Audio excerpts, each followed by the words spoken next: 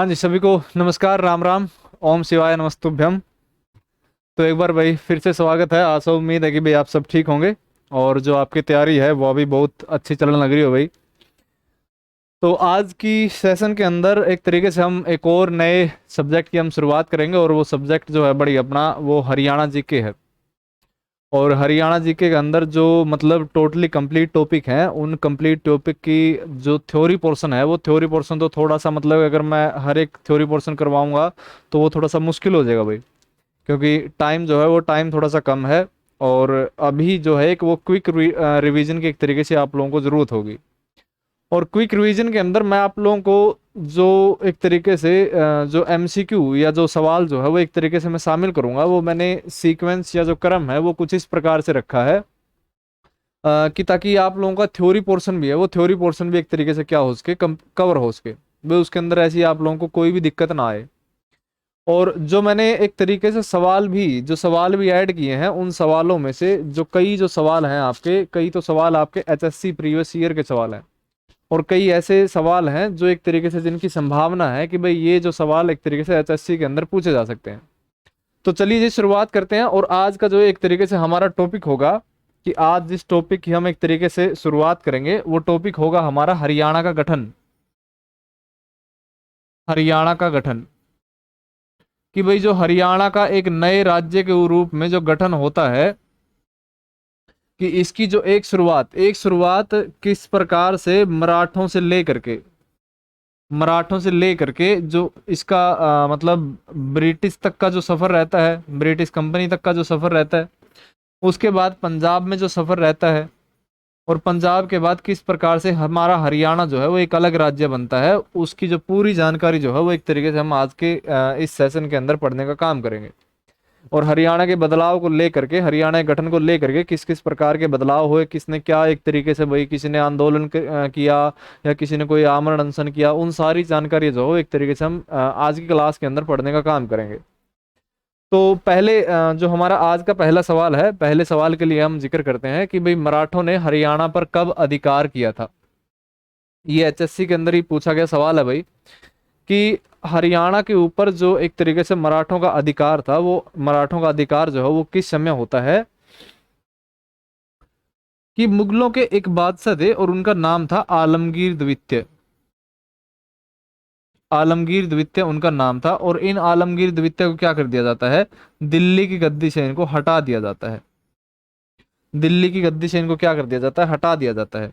और वापिस इस मुगल शासक को दिल्ली की गद्दी प्राप्त करने में जो एक तरीके से जिसने भूमिका निभाई थी, वो एक तरीके से मराठों ने इसकी सहायता की थी, जो वापस दिल्ली की गद्दी प्राप्त करने के लिए।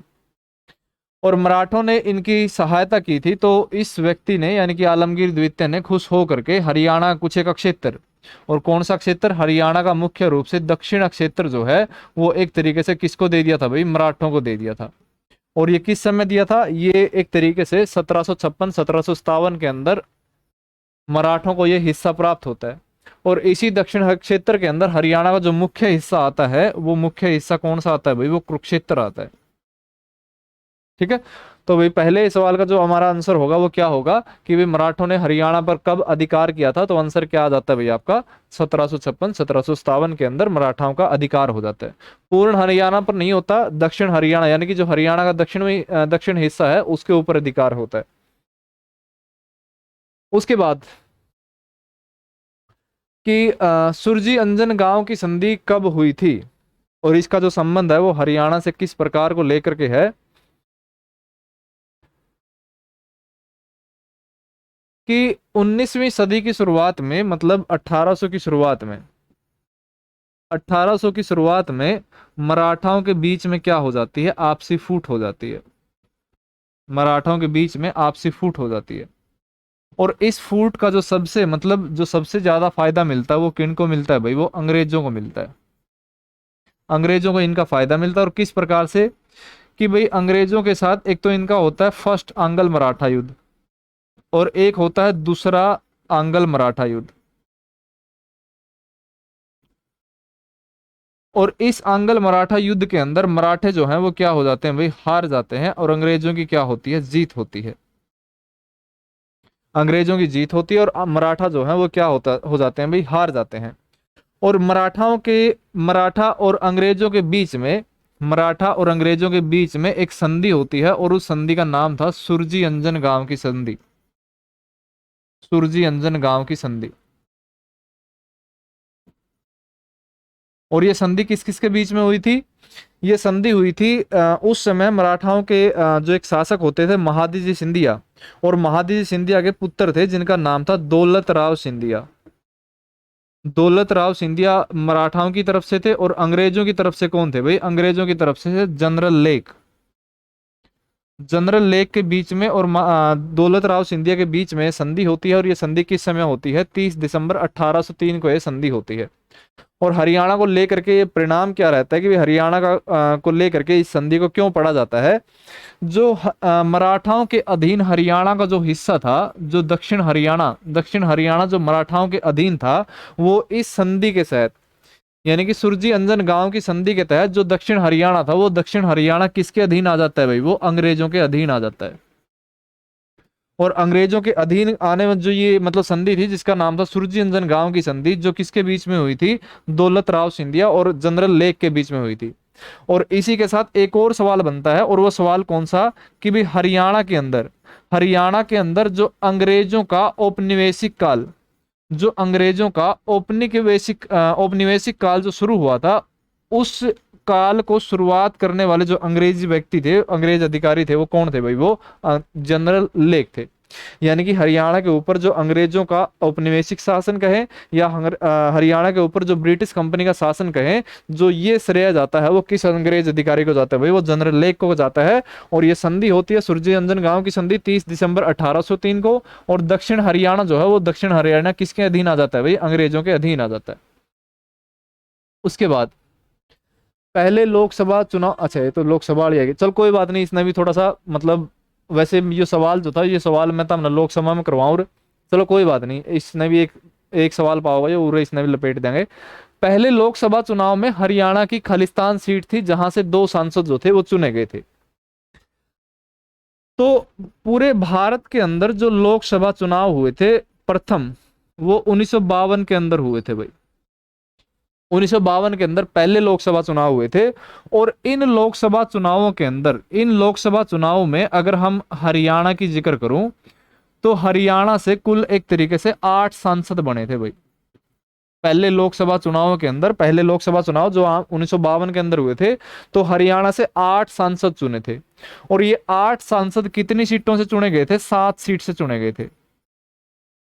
ये 8 सांसद 7 सीट से चुने गए थे। और 7 सीट में भी एक ऐसी सीट थी जिससे 2 सांसद जो थे वो चुने जाते थे। और ये ऐसा सिर्फ और सिर्फ हरियाणा के अंदर नहीं था, पूरे भारत के अंदर कई लगभग 80 82 83 सीट थी जिन तय मतलब एक सीट तक 2 सांसद जो थे वो बना कर दे। और उनमें से एक जो सीट थी, वो एक सीट हरियाणा के अंदर थी, और वो हरियाणा के अंदर जो सीट थी वो कौन सी थी भाई? वो करनाल सीट थी। इस करनाल सीट से 2 सांसद निर्वाचित हुए थे पहले लोकसभा चुनाव में। एक जो था, एक सांसद बनता था आरक्षित श्रेणी से, और दूसरा सांसद बनता था जनरल यानी कि सामान्य श्रेणी से। जो आरक्षित श्रेणी से सांसद बने थे उनका नाम था वीरेंद्र सिंह, और जो जनरल श्रेणी से जो सांसद बनी थी उनका नाम था सुभद्रा जोशी, जो क्या थी? एक महिला थी, सुभद्रा जोशी। कई सवाल आपको इस प्रकार से परेशान करेंगे कि भाई जैसे हरियाणा के अंदर प्रथम महिला एमएलए, हरियाणा के अंदर प्रथम महिला सांसद, कई ऐसे सवाल होंगे जो आपको एक तरीके से भाई परेशान करेंगे। और इन सारे सवालों का अगर लॉजिकल आंसर देखते हैं, लॉजिकल आंसर अलग अलग प्रकार से निकलता है।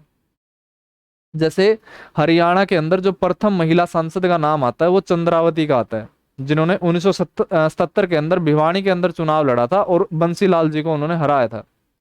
लेकिन उनसे ठीक पहले जो प्रथम लोकसभा चुनाव भारत के अंदर 1952 में हुए थे, तो हरियाणा के अंदर ही एक करनाल सीट थी, और इस करनाल सीट से पहली महिला सांसद चुनी गई थी जिनका नाम था सुभद्रा जोशी। लेकिन एक फर्क था, और ये फर्क क्या था कि जो सुभद्रा जोशी का जन्म था, वो सुभद्रा जोशी का जो जन्म आता है वो सियालकोट के अंदर आता है। और ये सियालकोट कहां पर है भाई? ये पाकिस्तान के अंदर है, ये पाकिस्तान के अंदर है। मतलब अगर ये सवाल पूछा जाए कि भाई हरियाणा अक्षेत्र के किसी अ, लोकसभा सीट से जो प्रथम चुनने वाली मतलब महिला थी, उनका नाम क्या आता है? उनका नाम सुभद्रा जोशी आता है। जो कौन सी सीट से चुनी गई थी भाई? जो करनाल सीट से चुनी गई थी। और करनाल सीट के अंदर दो मतलब दो सांसद जो थे, एक सीट से दो सांसद चुने जाते थे। अगर इसी के अंदर एक और सवाल अगर आपसे पूछा जाए कि भाई प्रथम लोकसभा चुनाव के अंदर हरियाणा के अंदर कुल सीटें जो थी वो कितनी थी? 7 थी। और जो एक तरीके से सांसद चुने जाते थे वो कितने चुने जाते थे भाई? 8 सांसद चुने जाते थे। करनाल की सीट से 2 सांसद, एक आरक्षित श्रेणी का, एक जनरल श्रेणी का। प्रथम महिला कौन सी थी? सुभद्रा जोशी थी, जिनका जो जन्म आता है वो सियालकोट से आता है। और जो एक सीट जो थी वो नॉर्थ बंगाल की थी। और नॉर्थ बंगाल की एक ऐसी सीट थी जिससे 3 सांसद जो थे वो एक तरीके से चुने जाते थे भाई। और उसके बाद ठीक 5 साल बाद जो 1957 के अंदर दूसरे लोकसभा चुनाव हुए थे, तो दूसरे लोकसभा चुनावों के अंदर हरियाणा से अंबाला सीट एक ऐसी सीट थी जिससे क्या किए गए थे? 2 सांसद चुने गए थे। एक वही सामान्य श्रेणी का और दूसरा आरक्षित श्रेणी का। और सामान्य श्रेणी से फिर से जो महिला चुनी गई थी उनका नाम था सुभद्रा जोशी। और जो एससी से चुने गए थे उनका नाम था चुन्नी लाल। यानी कि जो किसी एक सीट से 2 सांसद चुनने का जो मतलब प्रावधान रहता है वो प्रथम और दूसरी लोकसभा के अंदर रहता है। यानी कि 1952 के अंदर, 1957 के अंदर ये एक सीट से 2 सांसद चुनने का मतलब प्रावधान रहता है। जो तीसरे चुनाव हुए थे 1962 के अंदर, 1962 के अंदर ये प्रावधान को क्या कर दिया जाता है? बदल दिया जाता है, इस प्रावधान को खत्म कर दिया जाता है। यानी कि हमें हरियाणा को लेकर के क्या चीज ध्यान में रखनी है कि करनाल सीट से 2 मतलब प्रथम लोकसभा चुनाव में करनाल सीट से 2 सांसद बने थे। एक का नाम वीरेंद्र सिंह और महिला कौन थी? सुभद्रा जोशी थी। फिर जो दूसरे लोकसभा चुनाव में आरक्षित जो सीट रखी जाती है वो कौन सी सीट रखी जाती है भाई? अंबाला सीट रखी जाती है, कि जिससे 2 सांसद जो थे वो एक तरीके से चुने जाएंगे। उनमें से एक किसका नाम आता है? सुभद्रा जोशी, और दूसरा किसका नाम आता है? चुन्नी लाल का आता है। तो इसने कौन से का जिक्र किया है? पहले लोकसभा का जिक्र किया। तो पहले लोकसभा के अंदर कौन सी सीट थी भाई? करनाल सीट थी। अगर दूसरा होता तब आपका आंसर क्या आ जाता? तब आपका आंसर आ जाता अंबाला। कोई बात नहीं, ये बीच में एक सवाल आ गया था तो कोई दिक्कत नहीं भाई। लेकिन हाँ मतलब एक और चीज मैं बता दूं कि जैसे जब भी हम लोकसभा या फिर विधानसभा की सीटों का जिक्र करेंगे तो बिल्कुल डिट्टो एज इट इज ही करेंगे भाई। मतलब कि आपको साथ में जो थ्योरी पोर्शन है और साथ में मतलब वो सवाल होंगे जो सवाल शायद हो सकता है कि आपको कुछ एक सवाल जो है वो आपको पहली बार देखने को मिले। ब्रिटिश सरकार ने राजकीय तौर पर हरियाणा को खालिस्तान वर्ष में 2 भागों में बांट दिया था। जो मैंने एक सुरजी अंजन गांव की संधि का जिक्र किया था, वो संधि कब होती है भाई? 1803 के अंदर वो संधि होती है। और इस 1803 की संधि का ये परिणाम रहा था कि भाई जो दक्षिण हिस्सा था, जिसे हम दक्षिण हरियाणा कहें, वो दक्षिण हरियाणा किसके अधीन आ जाता है भाई? वो अंग्रेजों के अधीन आ जाता है। अंग्रेजों क्या आ जाता है? अधीन आ जाता है। और इस अक्षेत्र को यानी कि जो अंग्रेजों के अधीन अक्षेत्र आ गया था, उस अक्षेत्र को क्या किया जाता है? 1805 के अंदर 1805 के अंदर उस अक्षेत्र को 2 भागों में डिवाइड कर दिया जाता है। 2 भागों में डिवाइड कर दिया जाता है। एक अक्षेत्र को एक नाम दिया जाता है, एक अक्षेत्र को कहा जाता है असाइंड टेरिटरी। एक अक्षेत्र को कहा जाता है असाइंड टेरिटरी और दूसरे क्षेत्र को कहा जाता है आउटसाइड टेरिटरी। आउटसाइड टेरिटरी मतलब एक तरीके से इसको कहा जाता है। और असाइन टेरिटरी मतलब असाइन टेरिटरी कि भाई वो क्षेत्र, टेरिटरी का मतलब ये हिंदी में होता है, इसको क्षेत्र कहा जाता है। टेरिटरी बेसिकली इंग्लिश का शब्द है और टेरिटरी को अगर हिंदी में क्या कहते हैं? अक्षेत्र इसको कहते हैं। कि असाइन टेरिटरी क्या होता है? असाइन टेरिटरी वो क्षेत्र होता है जिसके ऊपर अंग्रेज जो है वो एक तरीके से अंग्रेजों का शासन होता था। और अंग्रेजों का जो शासन था वो यहाँ पर यानी कि असाइन टेरिटरी के ऊपर एक अंग्रेज अधिकारी शासन करता था। और उस अंग्रेज अधिकारी का शासन को एक तरीके से नाम दिया जाता है और उसको कहा जाता था रेजिडेंट। यानी कि असाइंड टेरिटरी वो हिस्सा होता था जिसके ऊपर अंग्रेज शासन करते थे सीधे रूप से। और इसके ऊपर जो अधिकारी नियुक्त किया जाता था उस अधिकारी को नाम दिया जाता था रेजिडेंट। और जो प्रथम रेजिडेंट हरियाणा के क्षेत्र के लिए जो मतलब नियुक्त किए गए थे, वो कौन नियुक्त किए गए थे भाई? वो जनरल ओक्टरलोनी। जनरल ओक्टरलोनी को क्या कहा जाता है? हरियाणा का प्रथम रेजिडेंट कहा जाता है। और जो ओक्टरलोनी हाउस है, ओक्टरलोनी हाउस वो कहां पर आता है भाई? वो करनाल के अंदर आता है। यानी कि रेजिडेंट एक तरीके से अंग्रेज अधिकारी होता था, जो इस असाइन टेरिटरी के ऊपर क्या करता था? अधिकार मतलब कार्य करता था। और उसके बाद आउटसाइड टेरिटरी, कि भाई जिन लोगों ने अंग्रेजों की मदद की थी मराठाओं को हराने में, कि भाई वो जमींदार थे या कुछ भी, मतलब जो भी लोग थे, उन लोगों को क्या कर दिया गया था? उन लोगों को कुछ एक अक्षेत्र दिया गया था। और उस अक्षेत्र का नाम क्या रखा गया था भाई? उस अक्षेत्र का नाम रखा गया था आउटसाइड टेरिटरी। और ये विभाजन कब किया गया था? ये विभाजन किया गया था आपका 1805 ईस्वी के अंदर। और इसी के साथ ये तो था एक तरीके से प्रशासनिक रूप से, ये किया गया था प्रशासनिक रूप से, कि भाई हमें मतलब जो एक तरीके से हमारा जो शासन करना है, कि अक्षेत्र के ऊपर हम शासन किस प्रकार से करेंगे। लेकिन इसके साथ साथ न्यायिक दृष्टिकोण से भी जो ये अक्षेत्र है, इस अक्षेत्र को दो भागों में विभाजित किया गया था। और वो दो भाग कौन से थे? कि एक भाग को नाम दिया जाता था और एक भाग को कहा जाता था दिल्ली महल। कि भाई किसी मतलब हरियाणा के अंदर जो ये दक्षिण हरियाणा है, अगर दक्षिण हरियाणा के अंदर कुछ भी मतलब कोई लड़ाई झगड़ा कुछ भी अगर ऐसी चीज होती है, तो न्याय के दृष्टिकोण से इस अक्षेत्र को दो भागों में विभाजित किया गया था, दो भागों में बांटा गया था। जिनमें से एक अक्षेत्र को क्या कहा जाता था? एक अक्षेत्र को कहा जाता था दिल्ली महल, और दूसरे अक्षेत्र को कहा जाता था असाइन टेरिटरी।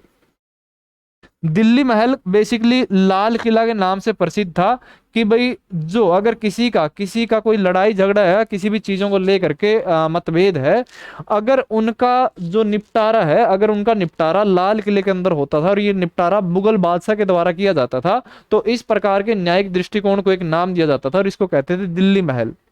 और अगर रेजिडेंट के द्वारा होता था तो इसको एक तरीके से असाइन टेरिटरी जो है वो एक तरीके से कहा जाता था। ठीक है जी। तो जो मतलब हरियाणा का जो विभाजन हुआ था, वो विभाजन किस समय हुआ था भाई? 1805 ईस्वी के अंदर हुआ था। चलिए जी, 1805 ईस्वी के अंदर दो भागों में विभाजित किया गया।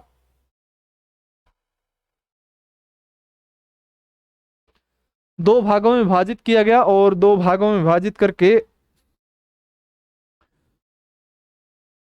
छोटा और बड़ा भाग, छोटे भाग को क्या कहा जाता था?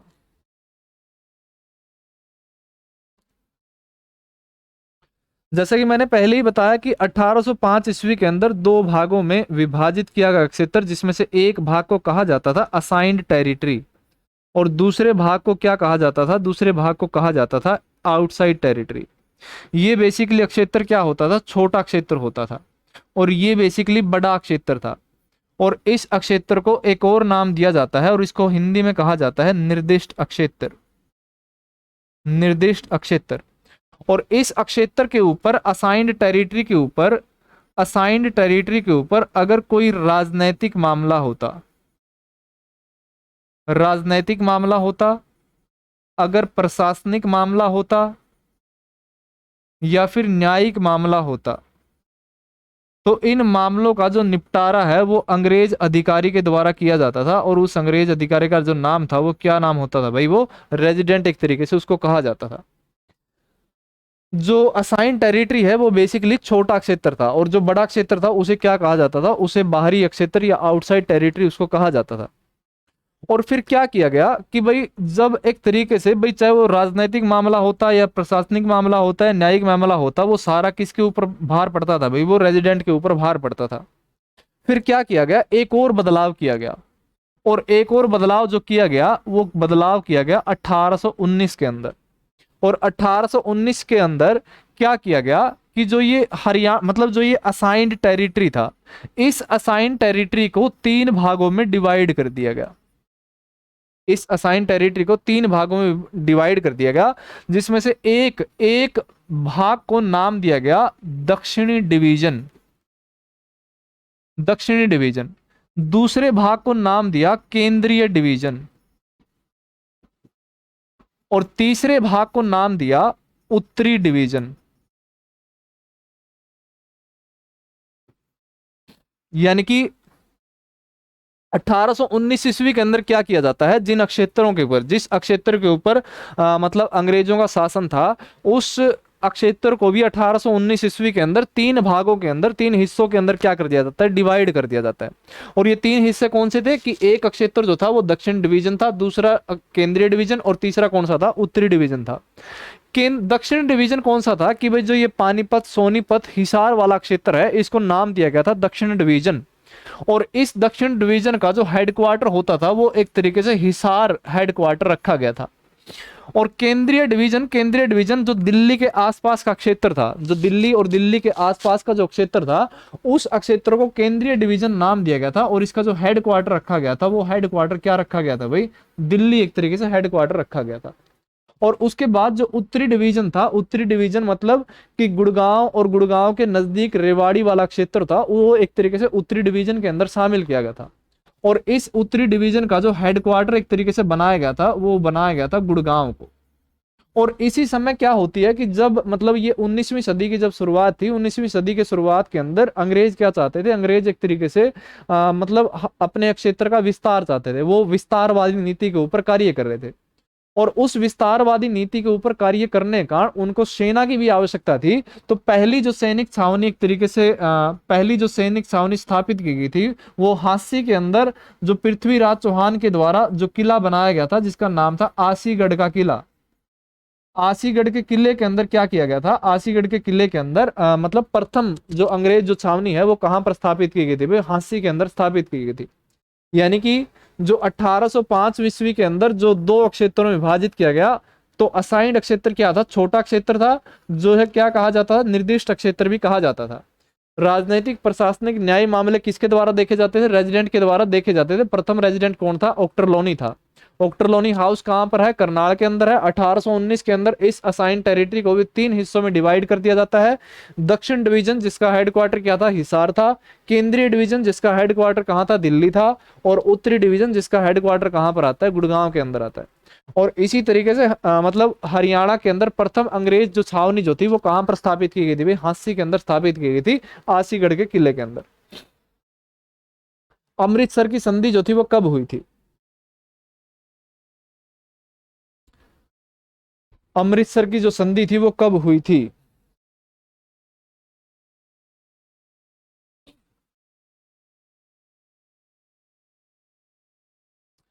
कि जैसे जो एक तरीके से भाई हम अपने हरियाणा का जो हिस्सा जो है उस समय देखें भाई, ऐसा मतलब प्रॉपर मैप तो मेरे को बनाना नहीं आता, कि अगर उस समय का मतलब 19वीं सदी के अगर हमें हरियाणा का हिस्सा देखें तो जो इस साइड वाला हरियाणा था वो एक तरीके से दक्षिण हरियाणा था, दक्षिण हरियाणा। और जो इस साइड वाला हरियाणा था वो बेसिकली कौन सा था भाई, वो एक तरीके से उत्तरी हरियाणा था, उत्तरी हरियाणा था। और यहाँ मतलब एक तरीके से यहाँ बीच में एक नदी आती थी जो सतलुज नदी थी। और उत्तरी हरियाणा उस समय एक तरीके से पंजाब का हिस्सा होता था। और पंजाब में उस समय जो महाराजा थे उनका नाम था रणजीत सिंह। यानी कि हमारा उत्तरी हरियाणा जो था वो किसके अधीन आता था भाई, रणजीत सिंह के मतलब उस समय अधीन चल रहा था। तो क्या किया गया कि जो 18वीं मतलब 19वीं सदी के शुरुआत में अंग्रेजों के द्वारा एक नीति चलाई गई थी और उस नीति का नाम था घेरे की नीति। उस नीति का नाम था घेरे की नीति। और इस घेरे की नीति के अंदर क्या था कि भाई अगर मान लो कि अंग्रेजों के ऊपर कोई अटैक होता है, और अटैक किसी मान लो कि जैसे ये अंग्रेजों का कोई क्षेत्र हो और इस क्षेत्र के ऊपर कोई अटैक होना हो, तो अंग्रेज क्या करते थे, अंग्रेज इस आसपास के क्षेत्रों में, आसपास के क्षेत्रों में किसी दूसरे राजा या महाराजा के साथ क्या करते थे, संधि करते थे कि भाई वो सीधा अटैक अंग्रेजों पर न होकर के वो एक तरीके से उस राजा या उस क्षेत्र पर के ऊपर क्या हो, अटैक हो। ठीक है ना। और अंग्रेजों के द्वारा जो ये क्षेत्र मतलब कि जो हमला करता और जो अंग्रेजों का क्षेत्र होता और के बीच में जो ये क्षेत्र आता, इस क्षेत्र को एक नाम दिया जाता था और इसको कहा जाता था बफर जोन, बफर जोन। और उस समय कि जब दक्षिण हरियाणा सुरजी अंजन गांव की संधि के साथ अंग्रेजों के अधीन आ जाता है, तो उस समय अगर आपने नेपोलियन बोनापार्ट का नाम सुना हो कि फ्रांस के नेपोलियन बोनापार्ट थे, उस समय नेपोलियन बोनापार्ट एक तरीके से भारत के ऊपर कब्जा करना चाहता था। और कब्जा करने वाला जो मतलब भारत के ऊपर जो आक्रमण करने के लिए जो क्षेत्र ढूंढ रहा था, वो अफगानिस्तान पाकिस्तान के रास्ते पंजाब होता हुआ भारत के अंदर प्रवेश करना चाहता था। और अंग्रेज मतलब भाई दक्षिण हरियाणा के ऊपर अंग्रेजों का कब्जा था। तो अंग्रेज ये चाहते थे कि भाई अगर अफगानिस्तान पाकिस्तान पंजाब से नेपोलियन बोनापार्ट का अगर हमला होता है तो इनके अक्षेत्र से ठीक पहले कोई ऐसा क्षेत्र होना चाहिए जो क्या कर सके, उसके साथ लड़ाई कर सके। तो क्या किया गया, अंग्रेजों के द्वारा अंग्रेजों के द्वारा अंग्रेजों के द्वारा 25 अप्रैल 1809 को एक संधि की गई और उस संधि का नाम था अमृतसर की संधि। और इस संधि जो ये संधि हुई थी वो किसके बीच में हुई थी, ये संधि हुई थी महाराजा रणजीत सिंह और अंग्रेज अधिकारी थे जिनका नाम था चार्ल्स मेटकोफ और महाराजा रणजीत सिंह के बीच में संधि होती है। और इस संधि का ये परिणाम था कि भाई जो उत्तरी हरियाणा जो महाराजा रणजीत सिंह के अधीन था, इस संधि के तहत क्या होता है, ये उत्तरी हरियाणा भी किसके अधीन आ जाता है भाई, ये अंग्रेजों के अधीन आ जाता है। यानी कि 1803 में दक्षिण हरियाणा अंग्रेजों के अधीन आता है और 1809 के अंदर जो उत्तरी हरियाणा है वो भी किसके अधीन आ जाता है, अंग्रेजों के अधीन आ जाता है। यानी कि अमृतसर की संधि के बाद जो पूरा हरियाणा क्षेत्र है वो किसके अधीन आ जाता है भाई, वो अंग्रेजों के अधीन आ जाता है। ठीक है भाई। चलिए अगला सवाल कि वर्तमान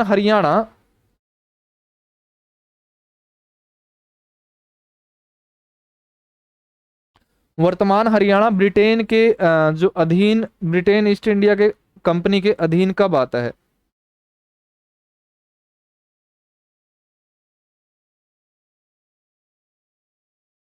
यानी कि जो पूर्ण रूप से नियंत्रण में आता है वो किस समय आता है भाई, जैसा मैंने पिछले सवाल के अंदर जिक्र किया कि 1803 की सुरजंजन गांव की संधि जिसके साथ दक्षिण हरियाणा अधीन आता है, और अमृतसर की संधि जो 1809 के अंदर होती है, उससे हमारा मतलब जो उत्तरी हरियाणा है वो एक तरीके से अंग्रेजों के अधीन आ जाता है। यानी कि जो पूर्ण अधिकार होता है वो 1810 ईस्वी के अंदर हरियाणा के ऊपर जो पूर्ण अधिकार होता है अंग्रेजों का, वो कब होता है भाई, वो 1809-10 के अंदर होता है। 1833 ईस्वी में ब्रिटिश ने हरियाणा से संबंधित एक नए उत्तरी पश्चिमी प्रांत का गठन किया था जिसका मुख्यालय कहां पर था।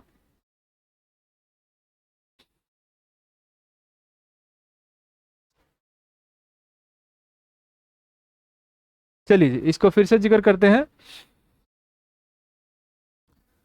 कि अंग्रेजों ने जब एक तरीके से किसी की भी अक्षेत्र पर अंग्रेजों का अधिकार होता था,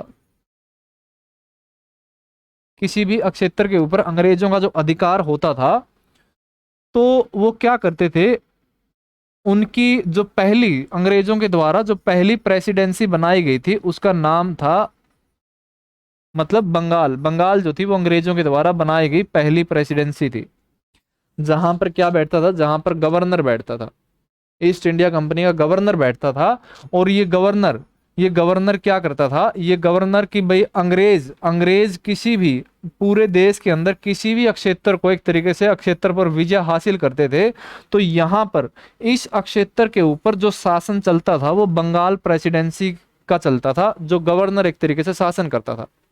लेकिन गवर्नर वहां खुद शासन न करके वहां पर एक अंग्रेज अधिकारी को छोड़ता था और उस अंग्रेज अधिकारी का नाम होता रेजिडेंट। यानी कि अंग्रेज जिस भी क्षेत्र के ऊपर विजय प्राप्त करते थे उसका जो नियंत्रण जाता था वो नियंत्रण बंगाल प्रेसिडेंसी के अधीन जाता था। और बंगाल प्रेसिडेंसी गवर्नर एक तरीके से वहां होता था जिसको 1833 ईस्वी के एक्ट के अनुसार इसका जो पद है वो एक तरीके से पद बदल दिया जाता है।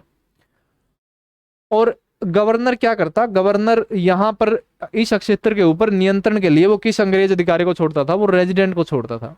जब हरियाणा 1803 के अंदर हरियाणा का जो कब्जा होता है अंग्रेजों का, तो वो किसके अधीन आ जाता है भाई, वो बंगाल प्रेसिडेंसी के अधीन आ जाता है। और 1833 ईस्वी के अंदर ईस्ट इंडिया कंपनी का एक शासन अधिनियम पारित होता है। ईस्ट इंडिया कंपनी का एक शासन अधिनियम पारित होता है और इस शासन अधिनियम के तहत बंगाल प्रेसिडेंसी जो होती थी, इस बंगाल प्रेसिडेंसी को दो हिस्सों में डिवाइड कर दिया जाता है। दो हिस्सों में डिवाइड कर दिया जाता है। एक हिस्सा बंगाल बच जाता है और दूसरा हिस्सा जिसे कहा जाता है उत्तरी पश्चिमी प्रांत,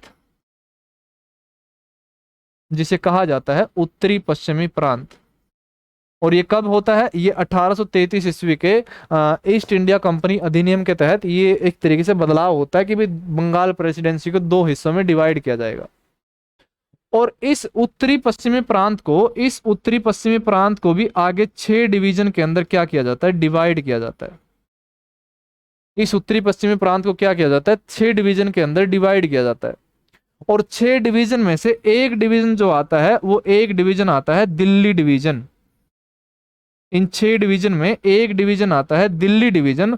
और इस दिल्ली डिवीजन में हरियाणा के 5 जिले और 7 रियासत जो थी वो एक तरीके से शामिल की गई थी। हरियाणा के 5 जिलों और 7 रियासतों को जो था एक तरीके से शामिल किया गया था। और इस दिल्ली डिवीजन का मतलब अकेला दिल्ली डिवीजन का जो हेडक्वार्टर होता था वो दिल्ली के अंदर होता था।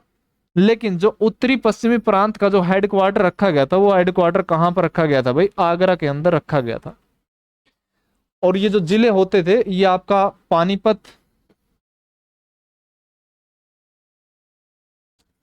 आ गया, हिसार आ गया, दिल्ली आ गया, ठीक है, गुड़गांव और मतलब पानीपत, हिसार, दिल्ली, हिसार, रोहतक और गुड़गांव।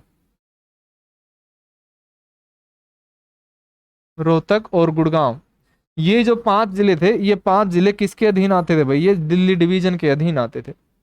तो इस तरीके से 1833 ईस्वी के अंदर जो हरियाणा जो है वो किसका हिस्सा बन जाता है? वो एक तरीके से उत्तरी पश्चिमी प्रांत का हिस्सा हो जाता है। 1833 से पहले हरियाणा जो था वो किसका हिस्सा होता था भाई? वो बंगाल प्रेसिडेंसी का होता था। और उत्तरी पश्चिमी प्रांत का जो एक तरीके से हेडक्वार्टर बनाया जाता है वो कौन सा हेडक्वार्टर बनाया जाता है भाई? वो आगरा को बनाया जाता है। उत्तरी पश्चिमी प्रांत जिसको 6 डिवीजन के अंदर डिवाइड किया गया। और उन 6 डिवीजन में से एक जो डिवीजन आता है दिल्ली डिवीजन, और जिसके अंदर 5 जिले और हरियाणा की 7 रियासतें आती हैं। पटौदी, दुजाना, फरूखनगर, बहादुरगढ़, जज्जर और एक और थी शायद लोहारू। ये जो 7 रियासतें थी वो 7 रियासतें एक प्रकार से दिल्ली डिवीजन के अंदर शामिल होती थी। तो इसका आंसर जो आता है वो क्या आ जाएगा भाई? एक तरीके से आगरा जो है इसका करेक्ट आंसर बन जाएगा। कि पंजाब की सीमाओं का पुनर्गठन करने के लिए अंबाला डिवीजन को पृथक्करण का जो सुझाव था वो किस समय दिया गया था? प्रथम गोलमेज सम्मेलन में, द्वितीय गोलमेज सम्मेलन में, तीसरे में और चौथे गोलमेज सम्मेलन में?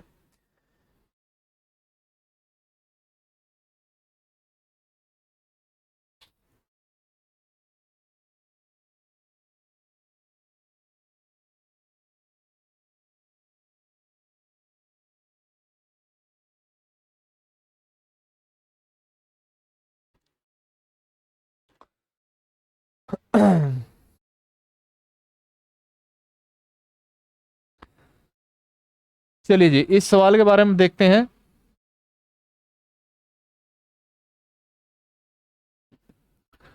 कि जब 1833 ईस्वी के अंदर जो हरियाणा है वो हरियाणा किसका हिस्सा हो जाता है भाई? उत्तरी पश्चिमी प्रांत का हिस्सा हो जाता है। उत्तरी पश्चिमी प्रांत का हिस्सा हो जाता है। और उत्तरी पश्चिमी प्रांत के अंदर भी दिल्ली डिवीजन के अंदर ये हिस्सा आता था। उसके बाद 1857 के अंदर क्या होती है भाई? पहला स्वतंत्रता संग्राम या फिर 1857 की क्रांति जिसे कहें वो क्रांति की शुरुआत होती है। और इस क्रांति के जो मुख्य क्षेत्र रहते हैं वो कौन से क्षेत्र रहते हैं भाई? जैसे मेरठ था, एक अंबाला था, एक आगरा था। मतलब ये एक प्रकार से मुख्य क्षेत्र रहते हैं जो दिल्ली के नियर बाई क्षेत्र थे। और उस समय की भाई जो 1857 की क्रांति में जिस अक्षेत्र ने मुख्य रूप से भाग नहीं लिया था वो बेसिकली पंजाब अक्षेत्र था। और पंजाब अक्षेत्र का भी एक कारण कि भाई उस समय जो इस 1857 की क्रांति का जो नेता बनाया गया था वो बहादुर शाह जफर को बनाया गया था। तो एक मतलब उस मामले में जो पंजाब के मतलब पंजाब के क्षेत्रों में ये कम रुझान जो था वो एक तरीके से इस क्रांति के रूप में कम रुझान देखने को मिला था। और कई इस क्षेत्र के अंदर कई रियासतें ऐसी थी जो अंग्रेजों के अधीन होकर कार्य करती थी।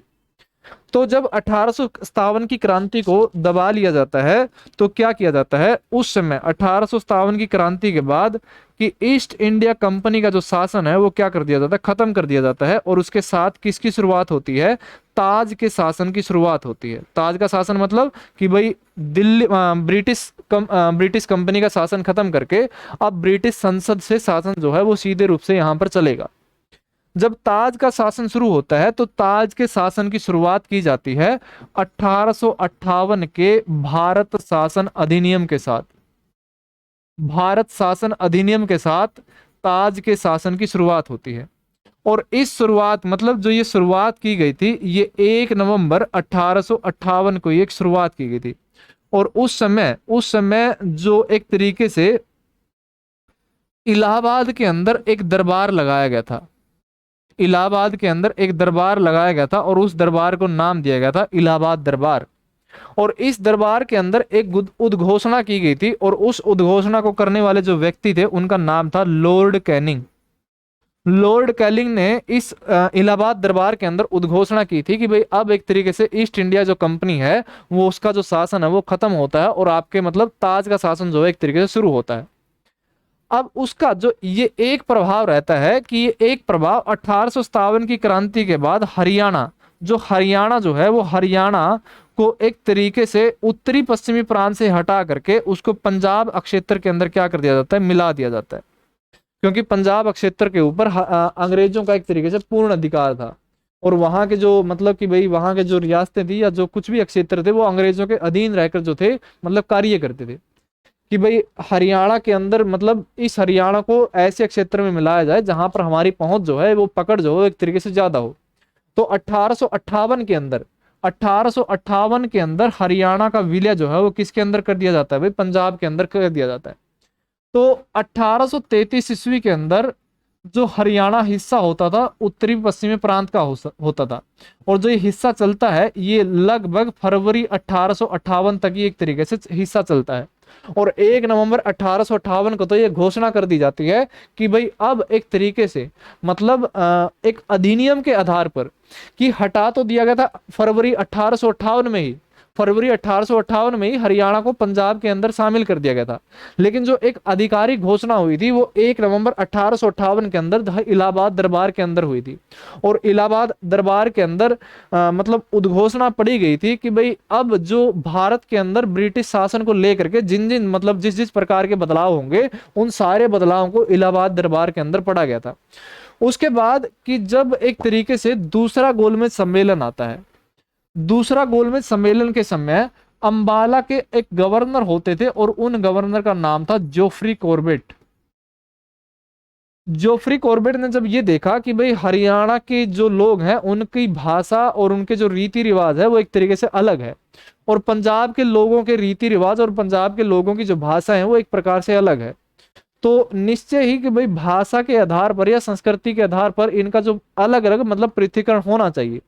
तो इसकी जो मांग उठाई गई थी वो दूसरे गोलमेज सम्मेलन के अंदर उठाई गई थी। और ये गोलमेज सम्मेलन कब हुआ था भाई, ये 1931 के अंदर हुआ था। और ये गोलमेज सम्मेलन के अंदर ये आवाज उठाने वाले व्यक्ति कौन थे, अंबाला के गवर्नर थे जिनका नाम था जोफ्री कॉर्बेट। और ये 3 गोलमेज सम्मेलन में एक गोलमेज सम्मेलन जिसमें महात्मा गांधी जी ने भाग लिया था वो एकमात्र गोलमेज सम्मेलन था। और वो कौन सा था भाई, वो दूसरा गोलमेज सम्मेलन था। और जो ये बात कही गई थी कि भाई हाँ अंबाला को एक तरीके से अलग करना चाहिए था, तो उस बात का एक तरीके से महात्मा गांधी जी ने भी क्या किया था, समर्थन किया था। उसके बाद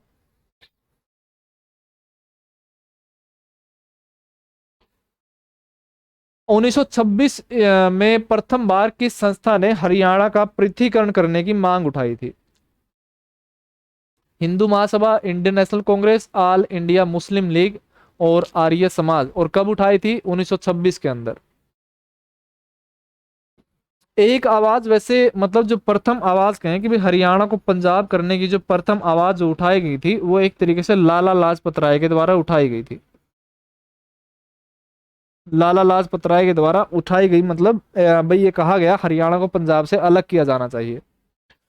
उसके बाद 1926 के अंदर 1926 के अंदर एक जो ऑल इंडिया मुस्लिम लीग कहें ऑल इंडिया मुस्लिम लीग की एक समिति थी और उस समिति का नाम था स्वागत समिति। उस समिति का नाम क्या था भाई? उस समिति का नाम था स्वागत समिति। और इस स्वागत समिति के अध्यक्ष थे जिनका नाम था पीरजादा मोहम्मद हुसैन। पीरजादा मोहम्मद हुसैन इनका नाम था। और पीरजादा मोहम्मद हुसैन के द्वारा ये कहा गया कि भाई हरियाणा को एक तरीके से पंजाब से अलग किया जाना चाहिए। हरियाणा को पंजाब से एक तरीके से अलग किया जाना चाहिए। और 1926 के बाद एक और सम्मेलन होता है 1928 के अंदर। और इस सम्मेलन का आयोजन कहाँ होता है? दिल्ली के अंदर इसका मतलब एक तरीके से आयोजन होता है। और इस सम्मेलन को एक नाम दिया जाता है और इस सम्मेलन को कहा जाता है सर्वदलीय सम्मेलन। सर्वदलीय सम्मेलन। और ये कब हुआ था? 1928 के अंदर हुआ था। और इस 1928 के अंदर हुए सम्मेलन के अंदर कांग्रेस कमेटी ने, दिल्ली कांग्रेस कमेटी ने भी भाग लिया था। और सर्वदलीय सम्मेलन के अंदर भी ये बात की कही गई थी कि भाई हरियाणा और पंजाब को क्या करना चाहिए? अलग अलग एक तरीके से करना चाहिए। तो 1926 के अंदर जो आवाज मतलब एक तरीके से उठाई गई थी वो ऑल इंडिया मुस्लिम लीग ने उठाई थी। और इसके अंदर एक समिति थी जिनके नाम था स्वागत समिति, जिसके अध्यक्ष कौन थे भाई? पीरजादा मोहम्मद हुसैन इसके अध्यक्ष थे। जिनका जो संबंध आता है वो संबंध हरियाणा के रोहतक जिले के महम क्षेत्र से इनका संबंध आता है। उसके बाद प्रसिद्ध राष्ट्रवादी दीन बंधु गुप्ता ने हरियाणा राज्य का जो अलग होने का जो प्रस्ताव था वो किस समय प्रस्ताव रखा गया था? तो दीन बंधु गुप्ता के बारे में अगर हम बात करें,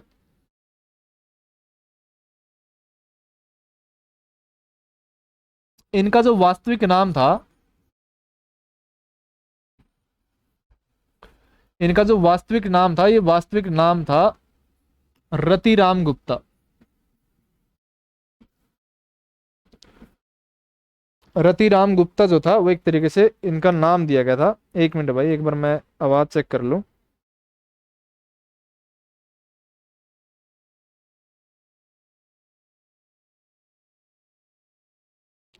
ठीक है जी। वास्तविक जो नाम था वो इनका नाम था रतिराम गुप्ता। और इनको क्या की गई थी? इनको देश बंधु की भी क्या दी गई थी? उपाधि दी गई थी। और देश बंधु की उपाधि जो दी गई थी वो मतलब महात्मा गांधी और स्वामी श्रद्धानंद के द्वारा इनको क्या की गई थी? एक तरीके से देश बंधु की उपाधि दी गई थी। और 9 सितंबर 1932 के द्वारा इनको एक बयान दिया गया था कि भाई हरियाणा राज्य एक प्रकार से हिंदी क्षेत्र राज्य है और इसको क्या करना चाहिए? पंजाब क्षेत्र से अलग एक तरीके से करना चाहिए। जो भी एक तरीके से आप लोग भाई जितने भी इस वीडियो को देख रहे हो और जो भी एक तरीके से भाई कंपटीशन यानी कि एग्जाम की तैयारी करने वाले जो बच्चे हैं, जो जिनका टारगेट एक गवर्नमेंट जॉब को लेकर हो, एक गवर्नमेंट जॉब लेना जिनका टारगेट है, कई ऐसे स्टूडेंट है भाई जो 2 साल से 3 साल से या 4 साल से या 5 साल से लगे हुए हैं। कि कई बार जब ये कहता है ना कि भाई किसी चीज को प्राप्त करने के लिए थोड़ा सा लक फैक्टर भी एक तरीके से काम करता है। भाई किस्मत मतलब वो चीज एक तरीके से हमारे नसीब के अंदर या हमारे किस्मत के अंदर वो चीज होनी चाहिए। खैर मतलब अकेला नसीब काम नहीं करता, उसके अंदर मेहनत भी बहुत जरूरी होती है। नसीब भी उन्हीं का साथ देता है जो मेहनत करते हैं। उसका जो एक लक फैक्टर या फिर किस्मत वाला, अगर हम ये चीज देखें कि भाई लक फैक्टर को एक बड़े अच्छे तरीके से हम देखना हो तो ये लक फैक्टर थोड़ा सा काम करता है दीनबंधु गुप्त के लिए। 1947 के अंदर क्या होता है? भारत जो है वो एक तरीके से आजाद हो जाता है। और दिल्ली को लेकर के 1951 के अंदर चुनाव होते हैं कि भी दिल्ली के लिए चुनाव किए जाएंगे और दिल्ली के ऊपर शासन मतलब राज्य के रूप में किस प्रकार का शासन होगा। और इस 1951 के अंदर जब दिल्ली के अंदर चुनाव होते हैं तो दिल्ली के अंदर उस समय कुल 48 सीटें थी। और इस 48 सीटों में से जो 46 सीटें जीती थी वो राष्ट्रवादी दीनबंधु गुप्ता के नेतृत्व में जीती गई थी। और ये बिल्कुल तय था कि वे जो दिल्ली के प्रथम प्रथम मुख्यमंत्री होंगे वो दीनबंधु गुप्त होंगे। लेकिन विधाता का परिणाम देखिए कि ये विमान के अंदर एक कोलकाता से वापिस आ रहे थे और वो विमान जो है वो विमान क्रैश हो जाता है। और उस विमान क्रैश के अंदर उनकी मृत्यु हो जाती है। यानी कि जिन व्यक्ति ने मतलब स्वतंत्रता संग्राम के अंदर भाग लिया, आंदोलन में भाग लिया, जो किसी पार्टी के हिस्सा रहे, और उसके बाद पार्टी चुनाव जीत कर भी आते हैं। और ये बिल्कुल तय था कि भाई वो जैसे ही कलकत्ता से दिल्ली आएंगे तो आते ही वो क्या लेंगे, मुख्यमंत्री की शपथ लेंगे। लेकिन मतलब जो चीजें अगर लक में ना हो, किस्मत में ना हो, नसीब में ना हो, तो उसका परिणाम क्या रहता है कि कोलकाता से ठीक पहले उनका विमान क्रैश हो जाता है और उस विमान क्रैश के अंदर उनकी मृत्यु हो जाती है और जो मुख्यमंत्री है और मुख्यमंत्री की शपथ किसी अन्य व्यक्ति को दिलाई जाती है। तो इनके द्वारा जो मांग उठाई गई थी वो 9 सितंबर 1932 को एक तरीके से मांग उठाई गई। उसके बाद अ, पंजाब प्रदेश में कांग्रेस के आदेश पर पूरे हरियाणा में स्वतंत्रता दिवस कब मनाया गया था भाई? तो ये डेट आपको ध्यान में रखनी है कि भाई कांग्रेस ने आह्वान किया था कि भाई 12 जनवरी 1932 को एक तरीके से क्या मनाया जाएगा, एक तरीके से पूरे हरियाणा में स्वतंत्रता दिवस के रूप में मनाया जाएगा। उसके बाद 1948 में पंजाबी सूबा की जो मांग की थी, वो पहली मांग जो की थी वो किसने की थी भाई?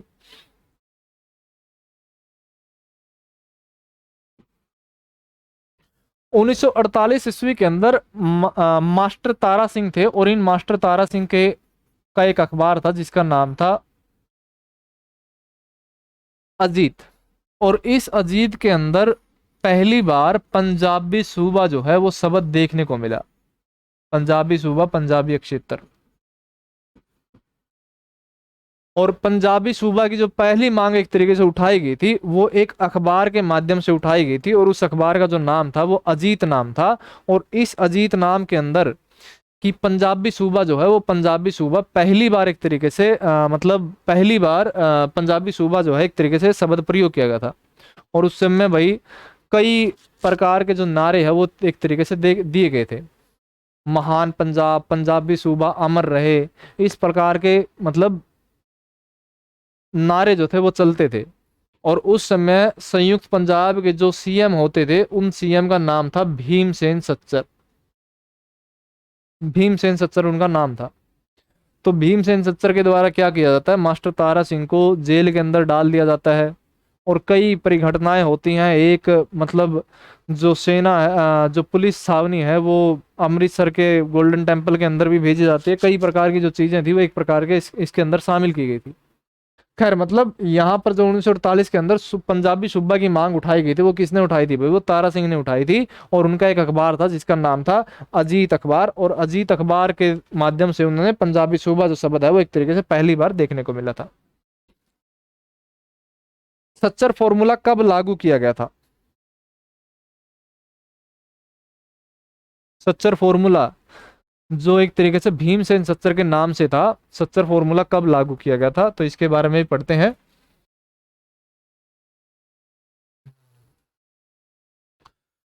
जो 1858 के अंदर हरियाणा का जो विलय है वो हरियाणा का विलय किसके अंदर किया जाता है भाई? पंजाब के अंदर हरियाणा का विलय कर दिया जाता है। ठीक है। और 1947 के अंदर क्या था? 1947 के अंदर भारत और पाकिस्तान का मतलब भारत का विभाजन होता है और भारत के विभाजन के साथ दो राज्यों का भी विभाजन होता है जिनमें से एक राज्य था आपका पंजाब और दूसरा राज्य था बंगाल। बंगाल के भी दो विभाजन हुए थे कि एक जो हिस्सा जो भारत के पक्ष में आया था उसका नाम था पश्चिमी बंगाल और जो आज वर्तमान समय में बांग्लादेश है उसका नाम रखा था पूर्वी बंगाल। इसी तरीके से पंजाब का भी क्या होता है, दो भागों में विभाजित होता है जिनमें से एक हिस्सा जो भारत के पक्ष में आया था उस हिस्से का नाम था पूर्वी पंजाब और जो हिस्सा पाकिस्तान के अंदर चला जाता है उस हिस्से का नाम था पश्चिमी पंजाब।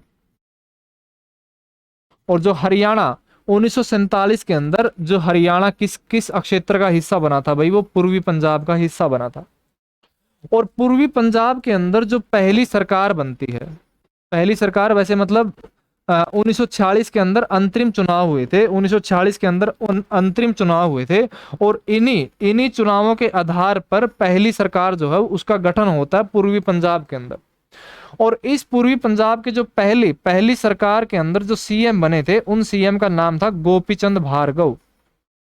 कि संयुक्त पंजाब कहें या पूर्वी पंजाब कहें कि पूर्वी पंजाब या संयुक्त पंजाब के प्रथम जो सीएम थे उनका नाम क्या था भाई? गोपीचंद भार्गव उनका नाम था, जिनका संबंध उस समय सिरसा जिले से आता है। लेकिन जो सिरसा जिला उस समय हिसार के अंदर होता था तो भाई ये दो नाम देखने को मिलते हैं। पहले सिरसा जिला नहीं होता था, हिसार जिला था।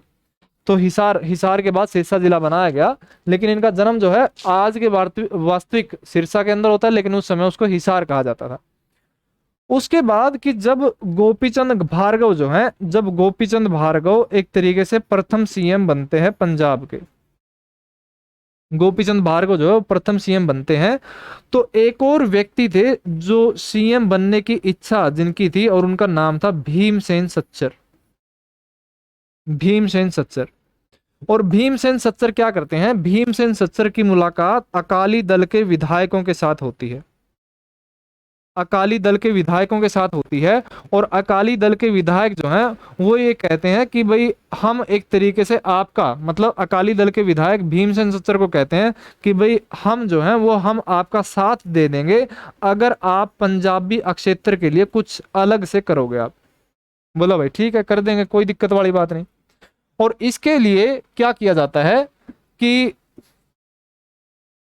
भीमसेन सच्चर हालांकि कांग्रेस के ही, मतलब कांग्रेस में ही कार्य करते थे, तो भीमसेन सच्चर क्या करते हैं, भीमसेन सच्चर की मुलाकात होती है दिल्ली कांग्रेस कमेटी के साथ।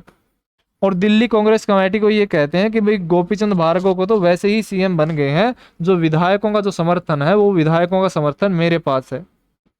और अकाली दल के विधायकों के साथ मिल करके भीमसेन सच्चर जो है वो गोपीचंद भार्गव की सरकार तोड़ देते हैं। और जो दूसरे दूसरे सीएम बने थे, वो सीएम कौन बने थे भाई, वो सीएम बने थे भीमसेन सच्चर। यानी कि पूर्वी पंजाब कहें या संयुक्त पंजाब के, उसके जो पहले सीएम कौन थे वो गोपीचंद भार्गव थे, लेकिन जो दूसरे सीएम बने थे वो कौन बने थे भाई, भीमसेन सच्चर बने। जैसे ही वो सीएम बनते हैं तो उनके द्वारा कुछ एक समय के बाद कि ये कहा जाता है कि भाई आपने जो वादा किया था उस वादा के ऊपर कुछ कार्य कीजिए।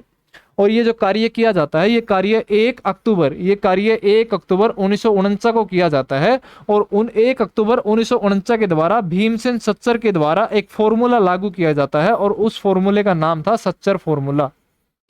और इस फॉर्मूले के तहत क्या होता है कि संयुक्त पंजाब कहें या पूर्वी पंजाब को दो हिस्सों के अंदर डिवाइड कर दिया जाता है, जिसमें से एक हिस्सा था हिंदी क्षेत्र और दूसरा हिस्सा कौन सा था भाई, पंजाबी क्षेत्र। कि हिंदी क्षेत्र को एक तरीके से वो क्षेत्र जिसमें फर्स्ट प्रायोरिटी जिस भाषा की होगी वो एक तरीके से हिंदी भाषा की होगी, और जो दूसरी प्रायोरिटी होगी वो कौन सी भाषा को दी जाएगी भाई, वो पंजाबी भाषा को एक तरीके से दी जाएगी। और जो पंजाबी क्षेत्र जिसके अंदर फर्स्ट प्रायोरिटी जो भाषा होगी वो पंजाबी भाषा, और जो दूसरी प्रायोरिटी होगी वो कौन सी को दी जाएगी भाई, वो हिंदी को एक तरीके से दी जाएगी। यानी कि सच्चर फॉर्मूला कब लागू किया गया था, 1 अक्टूबर 1949 को सच्चर फॉर्मूला लागू किया गया था, जो संयुक्त पंजाब के दूसरे सीएम यानी कि भीमसेन सच्चर के द्वारा लागू किया गया था। और इसके साथ साथ कि भाई इस फॉर्मूला के साथ संयुक्त पंजाब कहें या पूर्वी पंजाब कहें कि इसको दो क्षेत्रों के अंदर, दो क्षेत्र में विभाजित किया गया, जिनमें से एक क्षेत्र हिंदी था और दूसरा क्या था आपका, पंजाबी क्षेत्र था। ठीक है भाई। यहाँ मतलब मेरे राइट साइड में क्या रखी गई भाई, जो ये पूरा मामला चला हुआ है उसकी मतलब उस चीज को देखने के लिए मेरे राइट साइड में मॉनिटर जो है, कंप्यूटर का मॉनिटर रखा हुआ है। और कई बार क्या होता है कि जो ये माइक है, इस माइक के सेल लगभग 1 या 1.5 घंटा काम करते हैं। तो मैं क्या करता हूँ, मैं बार बार इस साइड देखता रहता हूँ कि भाई जो आवाज़ है या जो क्लैरिटी है वो कहीं मान लिया भाई बीच में चल ही ना जाए, ऑडियो वीडियो एक तरीके से ठीक चल रही है, तो उस मामले को देखने के लिए मुझे बार बार थोड़ा सा इस साइड देखना पड़ता है। ठीक है, चलिए जी, ये मामला सच्चर फॉर्मूले का आता है। और उसके बाद जो अगला जो एक तरीके से सवाल है कि सच्चर फॉर्मूला में हिमाचल प्रदेश के किस जिले को हरियाणा के भाग के अंदर शामिल किया गया था, तो उस हिमाचल प्रदेश का वो क्षेत्र, और वो क्षेत्र कौन सा था भाई, वो शिमला क्षेत्र था, जिसको हिंदी क्षेत्र के अंदर शामिल किया गया था। पंजाब में पहली बार राष्ट्रपति शासन जो था वो कब लगता है, पंजाब में प्रथम बार राष्ट्रपति शासन जो था वो कब लागू किया गया जाता है। बड़ी इंटरेस्टिंग स्टोरी, बड़ी इंटरेस्टिंग कहानी। और इस इंटरेस्टिंग कहानी को हम देखते हैं कि किस प्रकार प्रथम राष्ट्रपति शासन लगता है। 1947 में जो प्रथम सीएम थे उन सीएम का नाम था गोपीचंद भार्गव। गोपीचंद भार्गव। उसके बाद जो दूसरे सीएम थे उनका नाम था भीमसेन सच्चर। भीमसेन सच्चर, जिनका जो जन्म था वो पाकिस्तान के अंदर हुआ था, और ये पाकिस्तान की संविधान सभा के सदस्य भी रहे थे भाई। इनके पास नागरिकता थी पाकिस्तान की, फिर ये नागरिकता छोड़ करके भारत के अंदर आए थे और वहां मतलब एक तरीके से सीएम बने थे। उसके बाद इनके द्वारा 1 अक्टूबर 1949 को क्या किया जाता है, लागू किया जाता है सच्चर फॉर्मूला। सच्चर फॉर्मूला। और इस सच्चर फॉर्मूला का कई जगह जो है वो एक तरीके से विरोध होता है, कई जगह क्या होता है, इसका विरोध होता है। और विरोध का फायदा उठाया जाता है गोपीचंद भार्गव के द्वारा, कि जहां जहां भी एक तरीके से इस फॉर्मूले का विरोध होता है, वहां के जितने भी विधायक थे, वहां के जितने भी विधायक थे जो 1946 के अंदर चुनाव जीत करके आए थे, उन्हीं चुनावों के आधार पर ही एक तरीके से सरकार बनाई थी 1947 में। मतलब वो स्वतंत्र भारत के अंदर इलेक्शन नहीं हुए थे। जो संयुक्त पंजाब में पहली बार सरकार बनी थी, या हर एक राज्य हर एक क्षेत्र के अंदर जो चुनाव एक तरीके से सरकार बनाई गई थी, वो भारत की आज़ादी से ठीक पहले 1946 के अंदर प्रांतीय चुनाव हुए थे। उन्हीं के आधार पर क्या की गई थी, वो सरकार बनाई गई थी। कि 1946 के अंदर जो विधायक थे, उन विधायकों का जो समर्थन है वो गोपीचंद भार्गव को दोबारा से फिर मिल जाता है। और गोपीचंद भार्गव क्या जाते हैं, गोपीचंद भार्गव दिल्ली जाते हैं, और दिल्ली जाकर के कहते हैं कि भाई विधायकों का समर्थन तो मेरे पास है। और फिर से जो गोपीचंद भार्गव हैं, गोपीचंद भार्गव 18 अक्टूबर 1949 को भीमसेन सच्चर की सरकार को गिरा देते हैं, और दूसरी बार क्या बन जाते हैं भाई, वो दूसरी बार सीएम बन जाते हैं। संयुक्त पंजाब के तीसरे और व्यक्तिगत रूप से दूसरे जो सीएम बने थे वो कौन बने थे भाई, गोपीचंद भार्गव बने थे। और फिर इनकी थोड़े से टाइम लग सरकार चलती है, और थोड़े टाइम तक मतलब जब सरकार चलती है तो पंजाब, पूरे पंजाब के अंदर फिर से वही भाषा को लेकर के विरोध जो है वो एक तरीके से चलता रहता है। और कुछ विधायकों का समर्थन, मतलब सच्चर तो भाई फिर से वो थे कि भाई मतलब ये व्यक्ति कैसे सीएम बन गया, भाई सीएम तो मुझे बनना चाहिए था।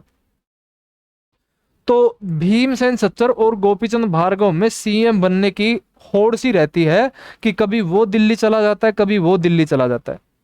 और दिल्ली के अंदर जो उस समय पीएम थे जवाहरलाल नेहरू जी, तो उनके द्वारा किया जाता है भाई ये तो इनका रोज का खेल हो गया, कि एक दिन वो आ जाए कि भाई मन्ने सीएम बनाओ, दूसरा दिन वो आ जाए भाई मन्ने सीएम बनाओ।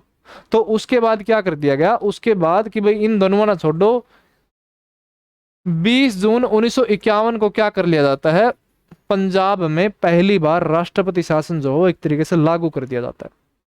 भारत का पहला राज्य है जिसके अंदर राष्ट्रपति शासन लागू होता है, वो राज्य कौन सा है भाई, वो राज्य आपका पंजाब राज्य है।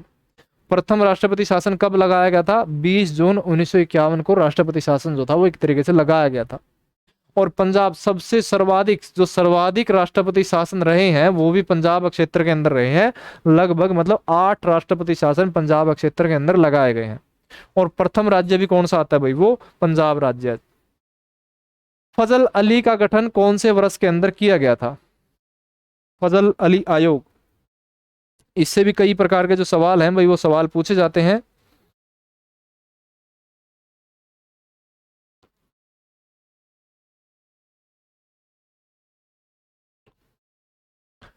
फजल अली आयोग,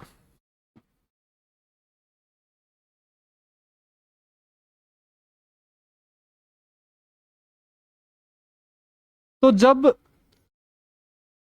भारत को आजादी मिलती है 1947 के अंदर, भारत को आजादी जब 1947 के अंदर मिलती है, तो 1947 से के अंदर जब एक कांग्रेस की एक रैली हो रही थी, और रैली के अंदर एक बयान दिया गया था कि जब भी भारत आजाद होगा तो भारत के अंदर अलग अलग क्षेत्र का जो गठन किया जाएगा वो भाषा के आधार पर किया जाएगा। मतलब कोई एक ऐसी रैली चल रही थी जिसके अंदर एक कांग्रेस नेता ने कह दिया कि भाई जब भी एक तरीके से हमको यानी कि भारत को आज़ादी मिलेगी तो हम क्या करेंगे, भाषा के आधार पर क्या कर देंगे, अलग अलग क्षेत्र या अलग अलग राज्यों का निर्माण करेंगे। और इस निर्माण प्रक्रिया में जो पहला कदम उठाया गया था वो 1948 के अंदर उठाया गया। और 1948 के अंदर एक आयोग का गठन किया गया था, और उस आयोग का नाम था धर आयोग। धर आयोग इसका नाम रखा गया था, जिसके जो अध्यक्ष थे उनका नाम था एस के धर, एस के धर। और इनके मतलब इनको ये जिम्मेदारी सौंपी गई कि भाई अगर भारत का एक तरीके से राज्यों में बंटवारा करें, और राज्यों का बंटवारा भाषा के आधार पर हो, तो वो ठीक है या नहीं है। तो धर आयोग जो है वो एक तरीके से मना कर देता है कि वे प्रशासनिक दृष्टि से भाषा के आधार पर अगर हम एक तरीके से मतलब विभाजन करेंगे तो वो विभाजन एक तरीके से गलत होगा भाई, मतलब वो ठीक नहीं है। और इसका रीजन क्या था, क्योंकि उस समय भारत के अंदर हजारों की संख्या में अलग अलग प्रकार की क्षेत्रीय भाषाएं थी, कि अगर हर एक क्षेत्रीय भाषा को लेकर के किसी क्षेत्र का गठन करेंगे तो भारत को मतलब ये तो हजारों क्षेत्रों में बट जाएगा भाई। हमने 562 रियासतों को मिला करके एक तरीके से एक देश बनाया है, और अगर भाषा के आधार पर अगर हम बनाने लग गए तो फिर से वही मतलब वही हाल एक जो है वही वाल पहले वाला वही हाल हो जाएगा। तो धर आयोग के द्वारा क्या कर दिया जाता है, मना कर दिया जाता है। फिर उसके बाद एक और समिति का गठन किया जाता है और उस समिति का नाम था जेवीपी समिति, जिसके 3 सदस्य थे। और 3 सदस्य कौन से? जे से बनता है जवाहरलाल नेहरू, वी से बनता है वल्लभ भाई पटेल और पी से बनता है पट्टाभी सीतारमैया। और ये समिति का गठन किया गया और इस समिति के द्वारा मतलब कि भाई ये चीज चेक करना कि भाषा के आधार पर मतलब जो गठन है वो कितना सही है, और ये भी क्या कर देते हैं, ये भी एक प्रकार से मना कर देते हैं। लेकिन फिर एक जो मामला भारत के अंदर, एक ऐसा मामला जो भाषाई आधार पर पूरे भारत को झकझोर करके रख देता है, वो एक 1953 में आंध्र प्रदेश वाला मामला था। और आंध्र प्रदेश का मामला कि जहां पर श्री रामुलु के द्वारा आमरण अनशन किया जाता है और उनकी क्या हो जाती है, मृत्यु हो जाती है। कि भाई आंध्र प्रदेश जो है, आंध्र प्रदेश की अगर एक वास्तविक डेट देखी जाए तो 1 अक्टूबर 1953 को भाषा के आधार पर पहला राज्य बनाया गया था और उस राज्य का नाम था आंध्र प्रदेश। आंध्र प्रदेश। और जब 1 अक्टूबर 1953 को मतलब अलग तरीके से ये आधिकारिक घोषणा करना कि भाई अब आंध्र प्रदेश जो है वो एक तरीके से अलग राज्य होगा। अब उसके बाद एक और आयोग का गठन किया गया कि भाई ये तो सिर्फ और सिर्फ आंध्र प्रदेश का मामला था कि भारत के अंदर तो अनेक क्षेत्र हैं, अब अनेक क्षेत्रों के अंदर कोई और भी ऐसा हो सकता है जो आमरण अनशन शुरू कर दे। और आमरण अनशन वैसे मतलब बाद में हुआ भी था पंजाब को लेकर के, वो संत फतेह सिंह ने किया हो या मास्टर तारा सिंह ने भी किया हो। तो क्या किया गया, एक आयोग का गठन किया गया। और एक आयोग का जो गठन किया गया वो 29 दिसंबर 1953 को एक तरीके से आयोग का गठन किया गया। और उस आयोग का जो नाम रखा गया, उस आयोग का नाम रखा गया फजल अली आयोग। फजल अली आयोग जो था वो एक तरीके से इसका नाम रखा गया। और फजल अली आयोग के अंदर 3 सदस्य थे, जिनमें से एक तो थे फजल अली, दूसरे थे के.एम. पणिकर, के.एम. पणिकर, और जो तीसरे थे उनका नाम था हरदयानाथ कुंजरू। हरदयानाथ कुंजरू। और इनका मतलब फजल अली आयोग का जो गठन करने का मुख्य कारण था कि भाई आप भारत के अलग अलग क्षेत्रों में भ्रमण कीजिए और ये निर्धारित कीजिए कि भाई किसी क्षेत्र के अंदर अगर भाषा को लेकर के कोई विरोध है तो भाई उस क्षेत्र के अंदर हम भाषा के रूप में कोई अलग राज्य गठन कर सकते हैं नहीं। यानी कि जो फजल आयोग का गठन किया गया वो कब किया गया, वो 1953 के अंदर किया गया। और ये कब किया गया था, 29 दिसंबर 1953 को। सदस्य कितने थे, 3 थे, फजल अली, के.एम. पणिकर और हरदयानाथ कुंजरू। आयोग का गठन करने का कारण कि भाषाई आधार पर पूरे भारत के अंदर ये चेक करना, ये निर्धारित करना कि किस क्षेत्र के अंदर कौन सी भाषा के आधार पर कोई अलग राज्य जो है वो एक तरीके से बनाया जा सकता है। चलिए जी, उसके बाद अगला, फजल अली आयोग ने अपनी जो रिपोर्ट है वो किस समय प्रस्तुत की थी। तो जैसा कि मैंने पिछले ही सवाल के अंदर जिक्र किया था कि फजल अली आयोग का जो एक तरीके से गठन किया जाता है वो 1953 के अंदर इसका गठन होता है। 1953 के अंदर गठन होता है और इसके अंदर जो सदस्य थे वो 3 सदस्य थे। और इनका कार्य था कि भाई पूरे भारत के अंदर ये अलग अलग क्षेत्रों के अंदर भ्रमण करे और भ्रमण करके एक तरीके से चेक करे कि भाई किस क्षेत्र का निर्माण कौन सी भाषा के आधार पर हो सकता है। और इसका जो भ्रमण था मतलब वो भ्रमण पूरे भारत के अंदर रास्ते होता हुआ वो मद्रास बंबई के रास्ते होता हुआ हरियाणा के अंदर एक जगह पहुंचता है और वो जगह थी रोहतक। और रोहतक के अंदर उनकी मुलाकात होती है चौधरी देवीलाल के साथ।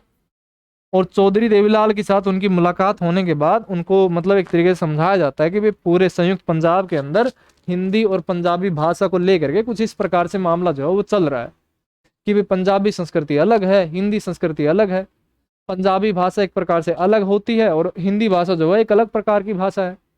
तो फजल अली आयोग हरियाणा के अंदर वो कौन से क्षेत्र के अंदर आता है, वो रोहतक क्षेत्र के अंदर आता है। अब पूरे भारत का भ्रमण करने के बाद इसके द्वारा एक रिपोर्ट तैयार की जाती है और ये रिपोर्ट तैयार होती है 30 दिसंबर 1955 को। कई जगह जो एक संयुक्त वर्ष के अंदर इसका जो वर्ष दिखाया जाता है 1956 दिखाया जाता है कि भाई फजल अली आयोग के द्वारा जो ये रिपोर्ट सौंपी गई, ये 30 दिसंबर 1955 को सौंपी गई, जिसको हम 1956वीं वर्ष के अंतराल में उसको 56वीं एक तरीके से पढ़ने को मिल जाता है।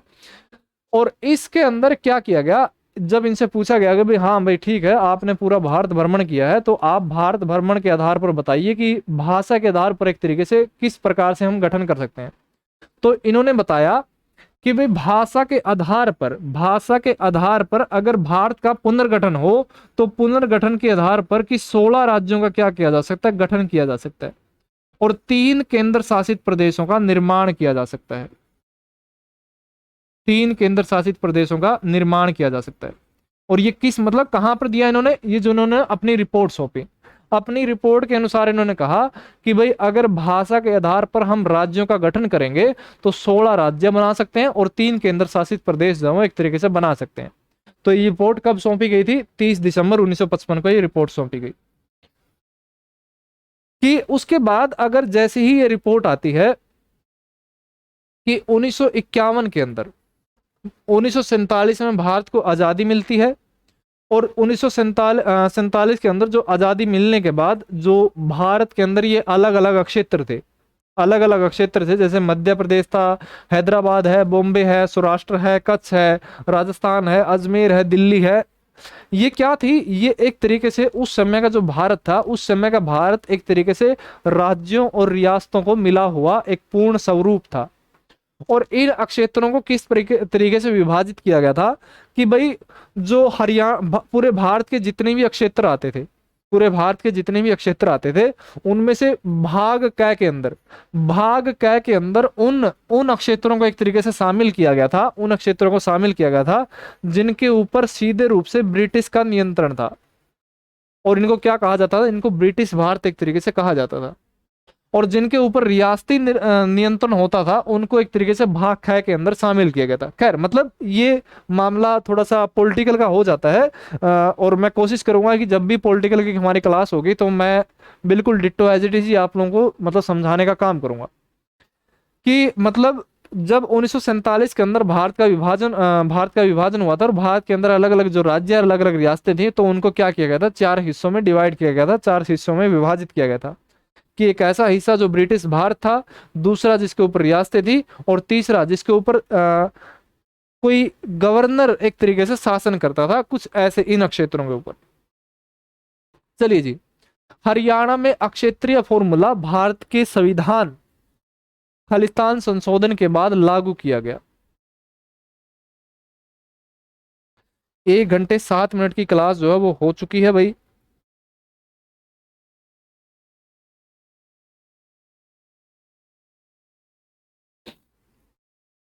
बाकी हरियाणा को गठन को लेकर के मेरे ख्याल से आपकी बहुत सारी जो चीज़ें हैं वो एक तरीके से क्लियर हो रही होगी। और भाई हम एक चीज़ को इसको इसी क्लास के अंदर क्या कर देंगे, कवर कर देंगे भाई। चलिए जी, जो 1956 के अंदर 30 दिसंबर 1955 कहें या 1956 कहें कि फजल अली आयोग ने जो अपनी रिपोर्ट प्रस्तुत की, फजल अली आयोग ने जो अपनी रिपोर्ट प्रस्तुत की, तो उसने क्या कहा, उसने कहा कि भाई 16 भाषा के आधार पर 16 राज्य और 3 केंद्र शासित प्रदेश जो है वो एक तरीके से उनका गठन किया जा सकता है। और जब 1953 के अंदर जो पहला आंध्र प्रदेश जो है वो एक तरीके से भाषा के आधार पर एक जो राज्य जो है वो एक तरीके से अलग बना दिया गया था, तो उसका ये परिणाम रहा कि 1 नवंबर 1956 को 1 नवंबर 1956 को भारत में 7वां संविधान संशोधन जो था वो एक तरीके से लागू किया गया। भारत में 7वां संविधान संशोधन जो था वो एक तरीके से लागू किया गया। और इस 7वें संविधान संशोधन के अंदर क्या किया गया कि भारत के अंदर जितने भी जो मैंने राज्य और जो रियासतें आप लोगों को दिखाई, उन सारी रियासतों को मिला करके कुल 14 राज्य और 6 केंद्र शासित प्रदेशों का क्या किया गया, निर्माण किया गया भाषा के आधार पर। कि भाई फजल आयोग ने बताया कि भाषा के आधार पर 16 राज्य और 3 केंद्र शासित प्रदेश जो एक तरीके से बनने चाहिए।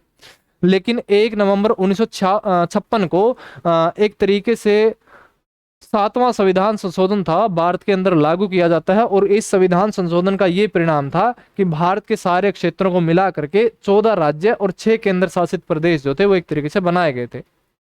और इसी मतलब भारत के संयुक्त पंजाब के अंदर उस समय 7 रियासतों को मिला करके एक क्षेत्र बनाया गया था और उसका नाम था पेप्सू क्षेत्र।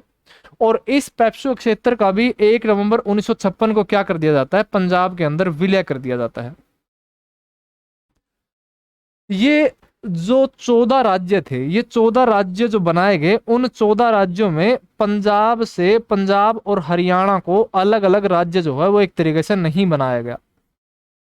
मतलब इन 14 राज्य और 6 केंद्र शासित प्रदेशों का जो निर्माण किया गया था वो एक राज्य एक भाषा के सिद्धांत पर इनका निर्माण किया गया था। लेकिन पंजाब के अंदर 2 भाषाएं थी, तो पंजाब और हरियाणा का कोई विभाजन नहीं किया गया इस संविधान संशोधन के तहत। और जब एक पंजाब के एक नेता थे जिनका नाम था ज्ञानी करतार सिंह, और ज्ञानी करतार सिंह की मुलाकात होती है जवाहरलाल नेहरू जी से। उनको ये कहते हैं कि भाई आप तो एक राज्य एक भाषा सिद्धांत के ऊपर कार्य करने वाले थे, पंजाब के अंदर तो 2 भाषाएं हैं, आपने तो उसका विभाजन नहीं किया। तो क्या किया गया कि पंजाब और हरियाणा के अंदर इस भाषा क्षेत्र को मतलब वो थोड़ा सा इस भाषा क्षेत्र के आधार पर अलग अलग क्षेत्र डिवाइड करने के लिए क्या किया गया, एक फॉर्मूला लगाया गया। और उस फॉर्मूले का नाम रखा गया अक्षेत्रीय फॉर्मूला, अक्षेत्रीय फॉर्मूला। और ये फॉर्मूला कब लागू किया गया, ये फॉर्मूला लागू किया गया 24 जुलाई 1956 को, 1956 को, यानी कि 1 नवंबर 1956 से ठीक पहले मतलब पंजाब और हरियाणा को लेकर के एक फॉर्मूला पहले से ही लागू कर दिया गया था। क्योंकि हरियाणा और पंजाब को गठन को लेकर के ठीक पहले ज्ञानी करतार सिंह की और जवाहरलाल नेहरू की मुलाकात होती है कि भाई आप तो एक तरीके से मतलब पंजाब और हरियाणा को विभाजित करने वाले थे। तो जो ये 14 राज्य बनाए गए थे, इन 14 राज्यों के बनाने से ठीक पहले ही पंजाब के अंदर एक फॉर्मूला लाया गया था और उस फॉर्मूले का नाम था अक्षेत्रीय फॉर्मूला, जो 7वें संविधान संशोधन 1956 के तहत क्या किया गया था, लागू किया गया था। अब इस अक्षेत्रीय फॉर्मूला के अंदर क्या किया गया, इस अक्षेत्रीय फॉर्मूला के अंदर संयुक्त पंजाब को 2 अक्षेत्र के अंदर विभाजित किया गया, जिसमें से एक अक्षेत्र था हिंदी क्षेत्र और दूसरा था पंजाबी क्षेत्र, पंजाबी क्षेत्र। कि अक्षेत्रीय फॉर्मूले के तहत पंजाब को 2 हिस्सों में डिवाइड किया गया, एक हिंदी क्षेत्र और एक क्या किया गया, पंजाबी क्षेत्र के अंदर विभाजित किया गया। कि भाई हिंदी क्षेत्र, अगर हिंदी क्षेत्र मतलब एक तरीके से जो क्षेत्र जिसके अंदर हिंदी मुख्य रूप से बोली जाती है, और इस क्षेत्र के अंदर जितने भी विधायकों का निर्वाचन होता है, तो उनके लिए एक निर्णय लिया गया कि भाई एक ऐसा क्षेत्र जिसके अंदर हिंदी भाषा जो है वो बोली जाती है, और इस क्षेत्र में जितने भी विधायक होते हैं, तो उन विधायकों को मिला करके एक समिति का निर्माण किया जाएगा, एक कमेटी का निर्माण किया जाएगा। और इस कमेटी के ऊपर ही ये निर्भर करेगा कि भाई इस क्षेत्र में किस प्रकार के बदलाव या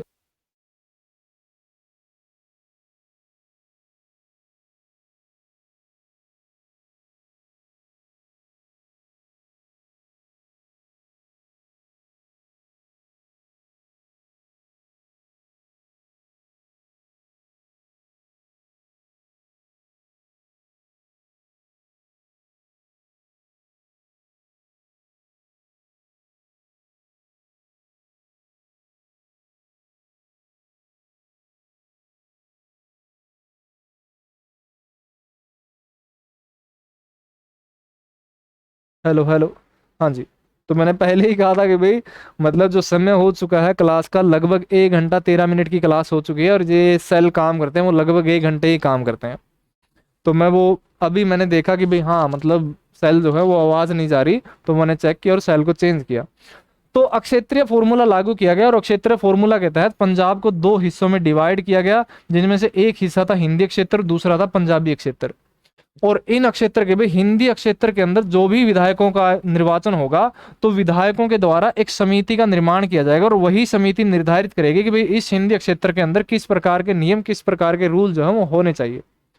और जो पहली हिंदी क्षेत्र समिति बनाई गई थी, उस हिंदी क्षेत्र समिति के जो अध्यक्ष बनाए गए थे उनका नाम था बलवंत राय तायल।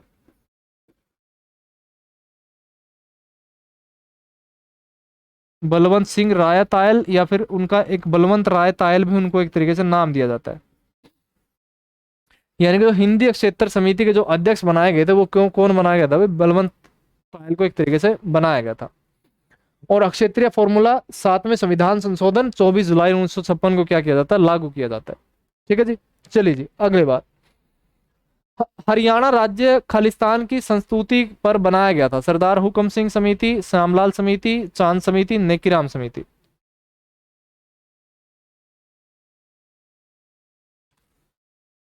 जब 1956 के अंदर एक तरीके से अक्षेत्रीय फॉर्मूला लागू होता है, अक्षेत्रीय फॉर्मूला लागू होता है, और इस फॉर्मूले के अंदर ये निर्णय लिया जाता है कि भाई हिंदी अक्षेत्र के अंदर कोई भी जो निर्णय लिया जाएगा, कोई भी अगर कानून बनाया जाएगा तो वो विधायकों की एक समिति के द्वारा बनाया जाएगा। 1957 के अंदर क्या होते हैं, 1957 के अंदर पंजाब के विधानसभा चुनाव होते हैं, विधानसभा चुनाव होते हैं। और इन विधानसभा चुनाव के अंदर जीत करके जो सीएम बनते हैं उनका नाम था, क्या नाम था भाई जो इसने क्षेत्रीय फॉर्मूला एक तरीके से अलग बनाया था, मैं उसका बस नाम मेरे को मतलब त्रिमूर्ति एक तरीके से कहा जाता है, प्रोफेसर शेर सिंह और देवीलाल, और इसका नाम बस उन दिमाग में घूमने लग रहे हैं यार। चल मैं इसका फिर इसका नाम वैसे बताऊंगा कि भाई पंजाब एक तरीके से जब मतलब पंजाब की सरकार बनती है 1957 के अंदर, जो पंजाब के चुनाव हुए और उन पंजाब के चुनाव में फिर से मतलब एक सरकार बनाई जाती है, और उस सरकार के अंदर, उस सरकार के अंदर जो विधायकों का निर्माण हुआ, उस सरकार के अंदर जो विधायकों का निर्माण हुआ, विधायकों का जो निर्माण हुआ था, और उन्हीं विधायकों के द्वारा एक समिति का जो था वो एक तरीके से गठन होना था, समिति का जो था वो एक तरीके से गठन होना था। अब मेरे को थोड़ा सा नाम ध्यान में आया भाई, और उस व्यक्ति का नाम था प्रताप सिंह कैरो। बस वैसे ही मतलब माइंड के अंदर घूम रहा था, बस याद नहीं आया मेरे को। और जब 1957 के चुनावों के आधार पर सीएम जो है वो प्रताप सिंह कैरो बनते हैं, और इसी समय जज्जर बेरी क्षेत्र से एक विधायक थे जिनका नाम था प्रोफेसर शेर सिंह, प्रोफेसर शेर सिंह। और 1957 में जब ये सरकार बनती है और उस सरकार के जो सीएम प्रताप सिंह बनते हैं, तो इन्हीं के समय प्रथम मतलब पहली बार डिप्टी सीएम बनाया गया था, पहली बार डिप्टी सीएम बनाया गया था। और वो डिप्टी सीएम कौन थे भाई, वो प्रोफेसर शेर सिंह थे। कि हरियाणा को लेकर के जब हरियाणा 1966 के अंदर 1 नवंबर 1966 को जब एक अलग राज्य बनता है, तो अलग राज्य के अंदर जो पहला उप मुख्यमंत्री बनने का जो गौरव प्राप्त होता है वो चांद राम को प्राप्त होता है। लेकिन एक ऐसे व्यक्ति जिनका संबंध हरियाणा क्षेत्र से था, और वो संयुक्त पंजाब के अंदर पहली बार डिप्टी सीएम बने थे, उनका नाम था प्रोफेसर शेर सिंह। और उस समय पंजाब की एक त्रिमूर्ति कहा जाता था, और इन त्रिमूर्ति में 3 लोग शामिल थे, एक तो प्रताप सिंह कैरो, और दूसरे प्रोफेसर शेर सिंह, और तीसरे व्यक्ति शामिल थे देवीलाल। ये त्रिमूर्ति एक तरीके से कहा जाता है। और प्रोफेसर शेर सिंह ने क्या किया, प्रोफेसर शेर सिंह ने अक्षेत्रीय फॉर्मूला जो लागू किया गया था, उन विधायकों को एक तरीके से शक्ति दी गई थी कि भाई आप हिंदी क्षेत्र के अंदर कुछ भी रूल या कुछ भी नियम जो हो एक तरीके से आप बना सकते हो।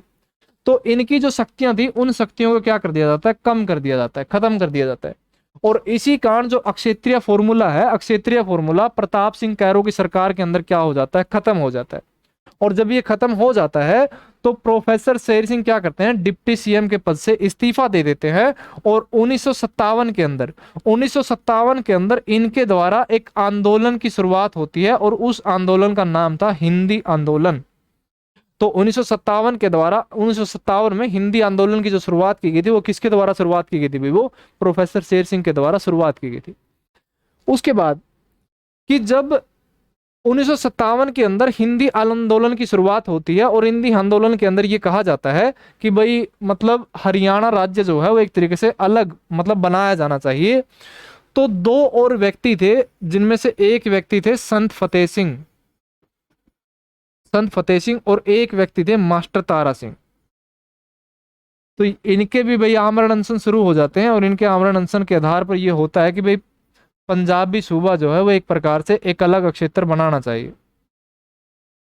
तब क्या करते हैं, तब उस समय भारत के जो गृह मंत्री होते थे उनका नाम था गुलजारी लाल नंदा, और गुलजारी लाल नंदा हरियाणा के अंदर आते हैं, और हरियाणा के अंदर जो ये मामला है कि भाई कहीं आंदोलन हो रहे हैं, कोई आमरण अनशन पर बैठा है, वो सारी जानकारियां जुटाते हैं, और लोकसभा के अंदर ये एक तरीके से निर्णय रखते हैं कि भाई हरियाणा और पंजाब का भाषा के आधार पर क्या होना चाहिए, एक अलग मतलब अलग अलग राज्य जो है वो एक तरीके से बनाने चाहिए। और उस समय जो लोकसभा के अध्यक्ष थे सरदार हुकुम सिंह, और सरदार हुकुम सिंह की अध्यक्षता में एक समिति बनाई गई थी, और उस समिति का नाम था हुकुम सिंह समिति।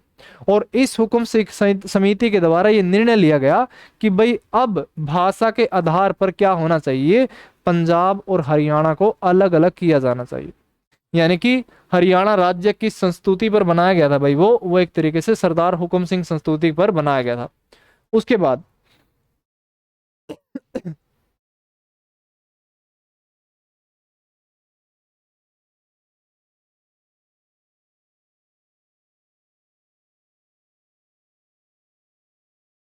23 अप्रैल 1966 को जेसी शाह की अध्यक्षता में बने शाह आयोग ने अपना प्रतिवेदन कब प्रस्तुत किया था?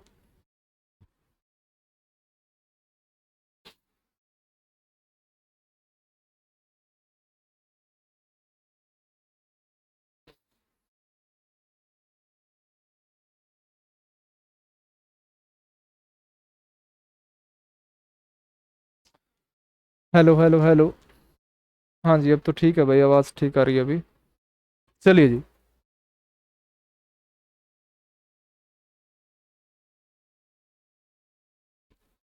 तो क्या किया गया, जैसे ही हुकुम सिंह की अध्यक्षता में, सरदार हुकुम सिंह की अध्यक्षता में ये निर्णय लिया जाता है कि भाई अब एक तरीके से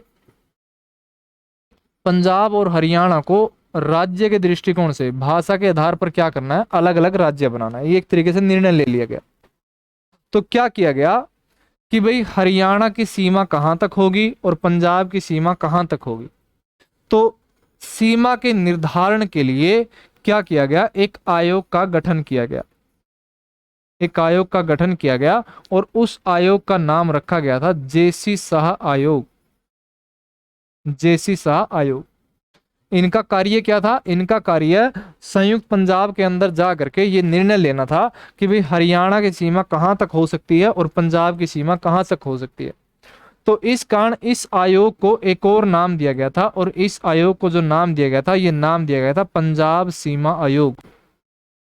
पंजाब सीमा आयोग एक तरीके से इसका नाम दिया गया था। ठीक है। और इसके जो अध्यक्ष थे वो कौन थे भाई, वो जेसी शाह जो थे वो इसके अध्यक्ष थे, जिनके कारण इसका जो नाम रखा गया, इसका नाम रखा गया जेसी शाह आयोग। एमदत्त एस फिलिप और जेसी शाह, ये तीन जो थे वो एक तरीके से इसके सदस्य थे। और इन्होंने क्या किया था, इन्होंने मतलब इसका जो गठन किया गया वो 23 अप्रैल 1966 को इसका गठन किया गया, और 31 मई 1966 को एक तरीके से ये रिपोर्ट सौंपते हैं कि भाई ये जो क्षेत्र है, ये क्षेत्र हिंदी क्षेत्र है, और इनको हरियाणा के अंदर मिलाना चाहिए, इनके आधार पर हरियाणा जो राज्य है वो एक तरीके से बनाना चाहिए। और जो बचे क्षेत्र वो पंजाबी क्षेत्र है, उनके आधार पर पंजाब एक तरीके से निर्माण जो है उनका पंजाब क्षेत्र, पंजाब राज्य का निर्माण किया जाना चाहिए। तो जो रिपोर्ट सौंपी थी वो कब रिपोर्ट सौंपी भाई, 31 मई 1966 को एक तरीके से रिपोर्ट सौंपी। चलिए जी, एक जो मतलब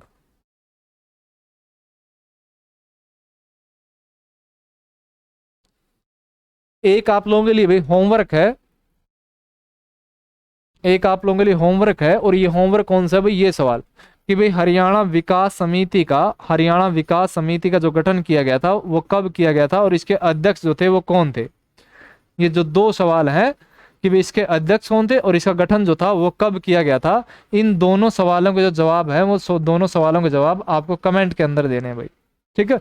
और फिर जब हमारी अगली क्लास होगी, अगली क्लास के अंदर भी इसका हम एक तरीके से जिक्र करेंगे। चलिए, शाह आयोग की सिफारिशों के आधार पर भारत सरकार ने पंजाब पुनर्गठन विधेयक 1966 खालिस्तान को पारित किया गया। कि जब हरियाणा और पंजाब को अलग अलग क्षेत्रों के रूप में, अलग अलग राज्यों के रूप में जब बंटवारा आता है तो तीन चीजों का जिक्र आता है। और ये तीन चीजें कौन सी? एक तो आता है आपका सरदार हुकुम सिंह समिति, सरदार हुकुम सिंह समिति। उसके बाद दूसरा नाम क्या आता है? जेसी शाह आयोग, जेसी शाह आयोग, या फिर जिसको क्या बोलते हैं, जिसको हम कहते हैं पंजाब सीमा आयोग, पंजाब सीमा आयोग। और उसके बाद जो तीसरा, मतलब इसने एक तरीके से ये कहा, मतलब इस समिति ने ये कहा कि भाई अब भाषा के आधार पर पंजाब और हरियाणा जो है वो एक तरीके से अलग अलग राज्य बनाने चाहिए। और जो सीमा का निर्धारण करने के लिए, भाई हाँ यहाँ तक का क्षेत्र पंजाब के अंदर होंगे और यहाँ तक का क्षेत्र जो है वो हरियाणा के अंदर होंगे, तो उसके लिए क्या बनाया गया? जेसी शाह आयोग या पंजाब सीमा आयोग जो था वो बनाया गया। अब जब किसी भी राज्य का जब निर्माण होता है तो उसके लिए एक विधेयक जो है वो एक तरीके से जरूरी होता है, एक एक्ट या अधिनियम जो है वो जरूरी होता है। और जो विधेयक बनाया गया था उस विधेयक का नाम था पंजाब पुनर्गठन अधिनियम या पंजाब पुनर्गठन विधेयक, पंजाब पुनर्गठन विधेयक। एक और कई बार क्या होता है, एक और शब्द जो है वो देखने को मिलता है और वो शब्द आता है आपका राज्य पुनर्गठन आयोग, राज्य पुनर्गठन आयोग।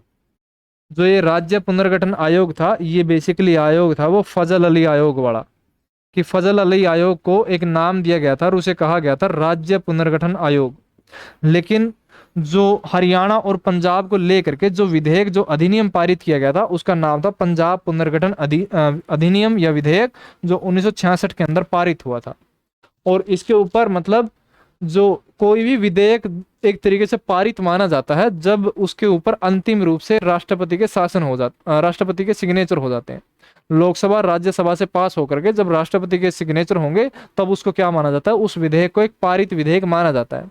तो इस विधेयक के ऊपर 18 सितंबर 1966 को क्या हो जाते हैं? साइन होते हैं राष्ट्रपति के। और 18 सितंबर और 1966 को ये विधेयक क्या होता है? पारित विधेयक एक तरीके से माना जाता है। खालिस्तान को पंजाब में राष्ट्रपति शासन जो था वो एक तरीके से लागू कर दिया गया था। कि जो हमने प्रथम राष्ट्रपति शासन देखा था, कि भाई हमने प्रथम राष्ट्रपति शासन देखा, वो कब लागू किया गया था? वो 20 जून 1951 के अंदर लागू किया गया था। और वो कहाँ लागू किया गया था? वो पंजाब के अंदर लागू किया गया था। ठीक है जी, पंजाब के अंदर ये लागू किया गया था। और इसके साथ साथ जब हरियाणा और पंजाब को अलग अलग करना था, जब हरियाणा और पंजाब को अलग अलग करना था, तो उस समय जो संयुक्त पंजाब था, उस संयुक्त पंजाब के जो अंतिम सीएम थे उनका नाम था राम किशन, राम किशन। और क्या किया जाता है जब, मतलब कि भाई जो अंतिम सीएम राम किशन थे, तो केंद्र सरकार के द्वारा ये निर्णय लिया जाता है कि भाई ये आमरण अनशन वगैरह और जो ये सारी चीजें आंदोलन वगैरह है अब वो दोबारा से ना हो, तो उनके लिए क्या कर दिया जाता है? पंजाब के अंदर फिर से राष्ट्रपति शासन जो है वो एक तरीके से लागू कर दिया जाता है। और ये कब लागू होता है? ये 5 जुलाई 1966 को पंजाब में दूसरी बार राष्ट्रपति शासन जो है वो एक तरीके से लागू होता है। यानी कि हम जब हरियाणा को एक राज्य के पुनर्गठन में अलग तरीके से पढ़ते हैं, राज्य हरियाणा राज्य 1 नवंबर 1966 को जब बन जाता है, तो हरियाणा राज्य में अभी तक 3 बार राष्ट्रपति शासन लगे हैं, 67, 77, 91। लेकिन जब हरियाणा पंजाब का हिस्सा था तो उस समय भी 2 बार राष्ट्रपति शासन लगे थे, एक 20 जून 1951 को, और जो दूसरा राष्ट्रपति शासन लगाया गया था वो 5 जुलाई 1966 को लगाया गया था। जो हरियाणा के प्रथम सीएम जो थे वो एक तरीके से पंडित भगवत दयाल को प्रथम सीएम के रूप में मनोनीत किया गया था। और उससे ठीक पहले, मतलब उससे ठीक पहले जो संयुक्त पंजाब के सीएम होते थे वो सीएम थे राम किशन। और उसके बाद 5 जुलाई तक उनका कार्यकाल रहता है। और 5 जुलाई 1966 को क्या कर दिया जाता है? एक तरीके से पंजाब के अंदर मतलब दोबारा से राष्ट्रपति शासन जो है वो एक तरीके से लगा दिया जाता है। और उसके बाद 1 नवंबर 1966 को जो है वो हरियाणा और पंजाब क्या हो जाते हैं भाई, अलग अलग है, वो एक तरीके से हो जाते हैं। तो कुल मिलाकर मामला जो है कि हरियाणा को गठन को लेकर के, हरियाणा को गठन को लेकर के कि हमने जो शुरुआत की मराठों को लेकर के, मराठों से लेकर के 1 नवंबर 1966 तक का जो मामला रहता है वो कुछ यहाँ तक वो मामला है वो हमने कवर कर लिया है कि कैसे सुरजीअंजन गांव की संधि आती है, कैसे अमृतसर की संधि आती है, कैसे उत्तरी पश्चिमी प्रांत आता है, Delhi division, assign territory, outside territory, उसके अंदर आपकी 5 जिले, 7 रियासतें, किस प्रकार 1926 के अंदर मांग उठाई गई, किस प्रकार 1932 के अंदर कहा गया, 1858 तक जो हरियाणा हिस्सा रहा वो पंजाब का हिस्सा रहा। मतलब इस प्रकार जो सारे सवाल थे उन सारे सवालों को हमने एक ही क्लास के अंदर क्या कर लिया, फिनिश कर लिया।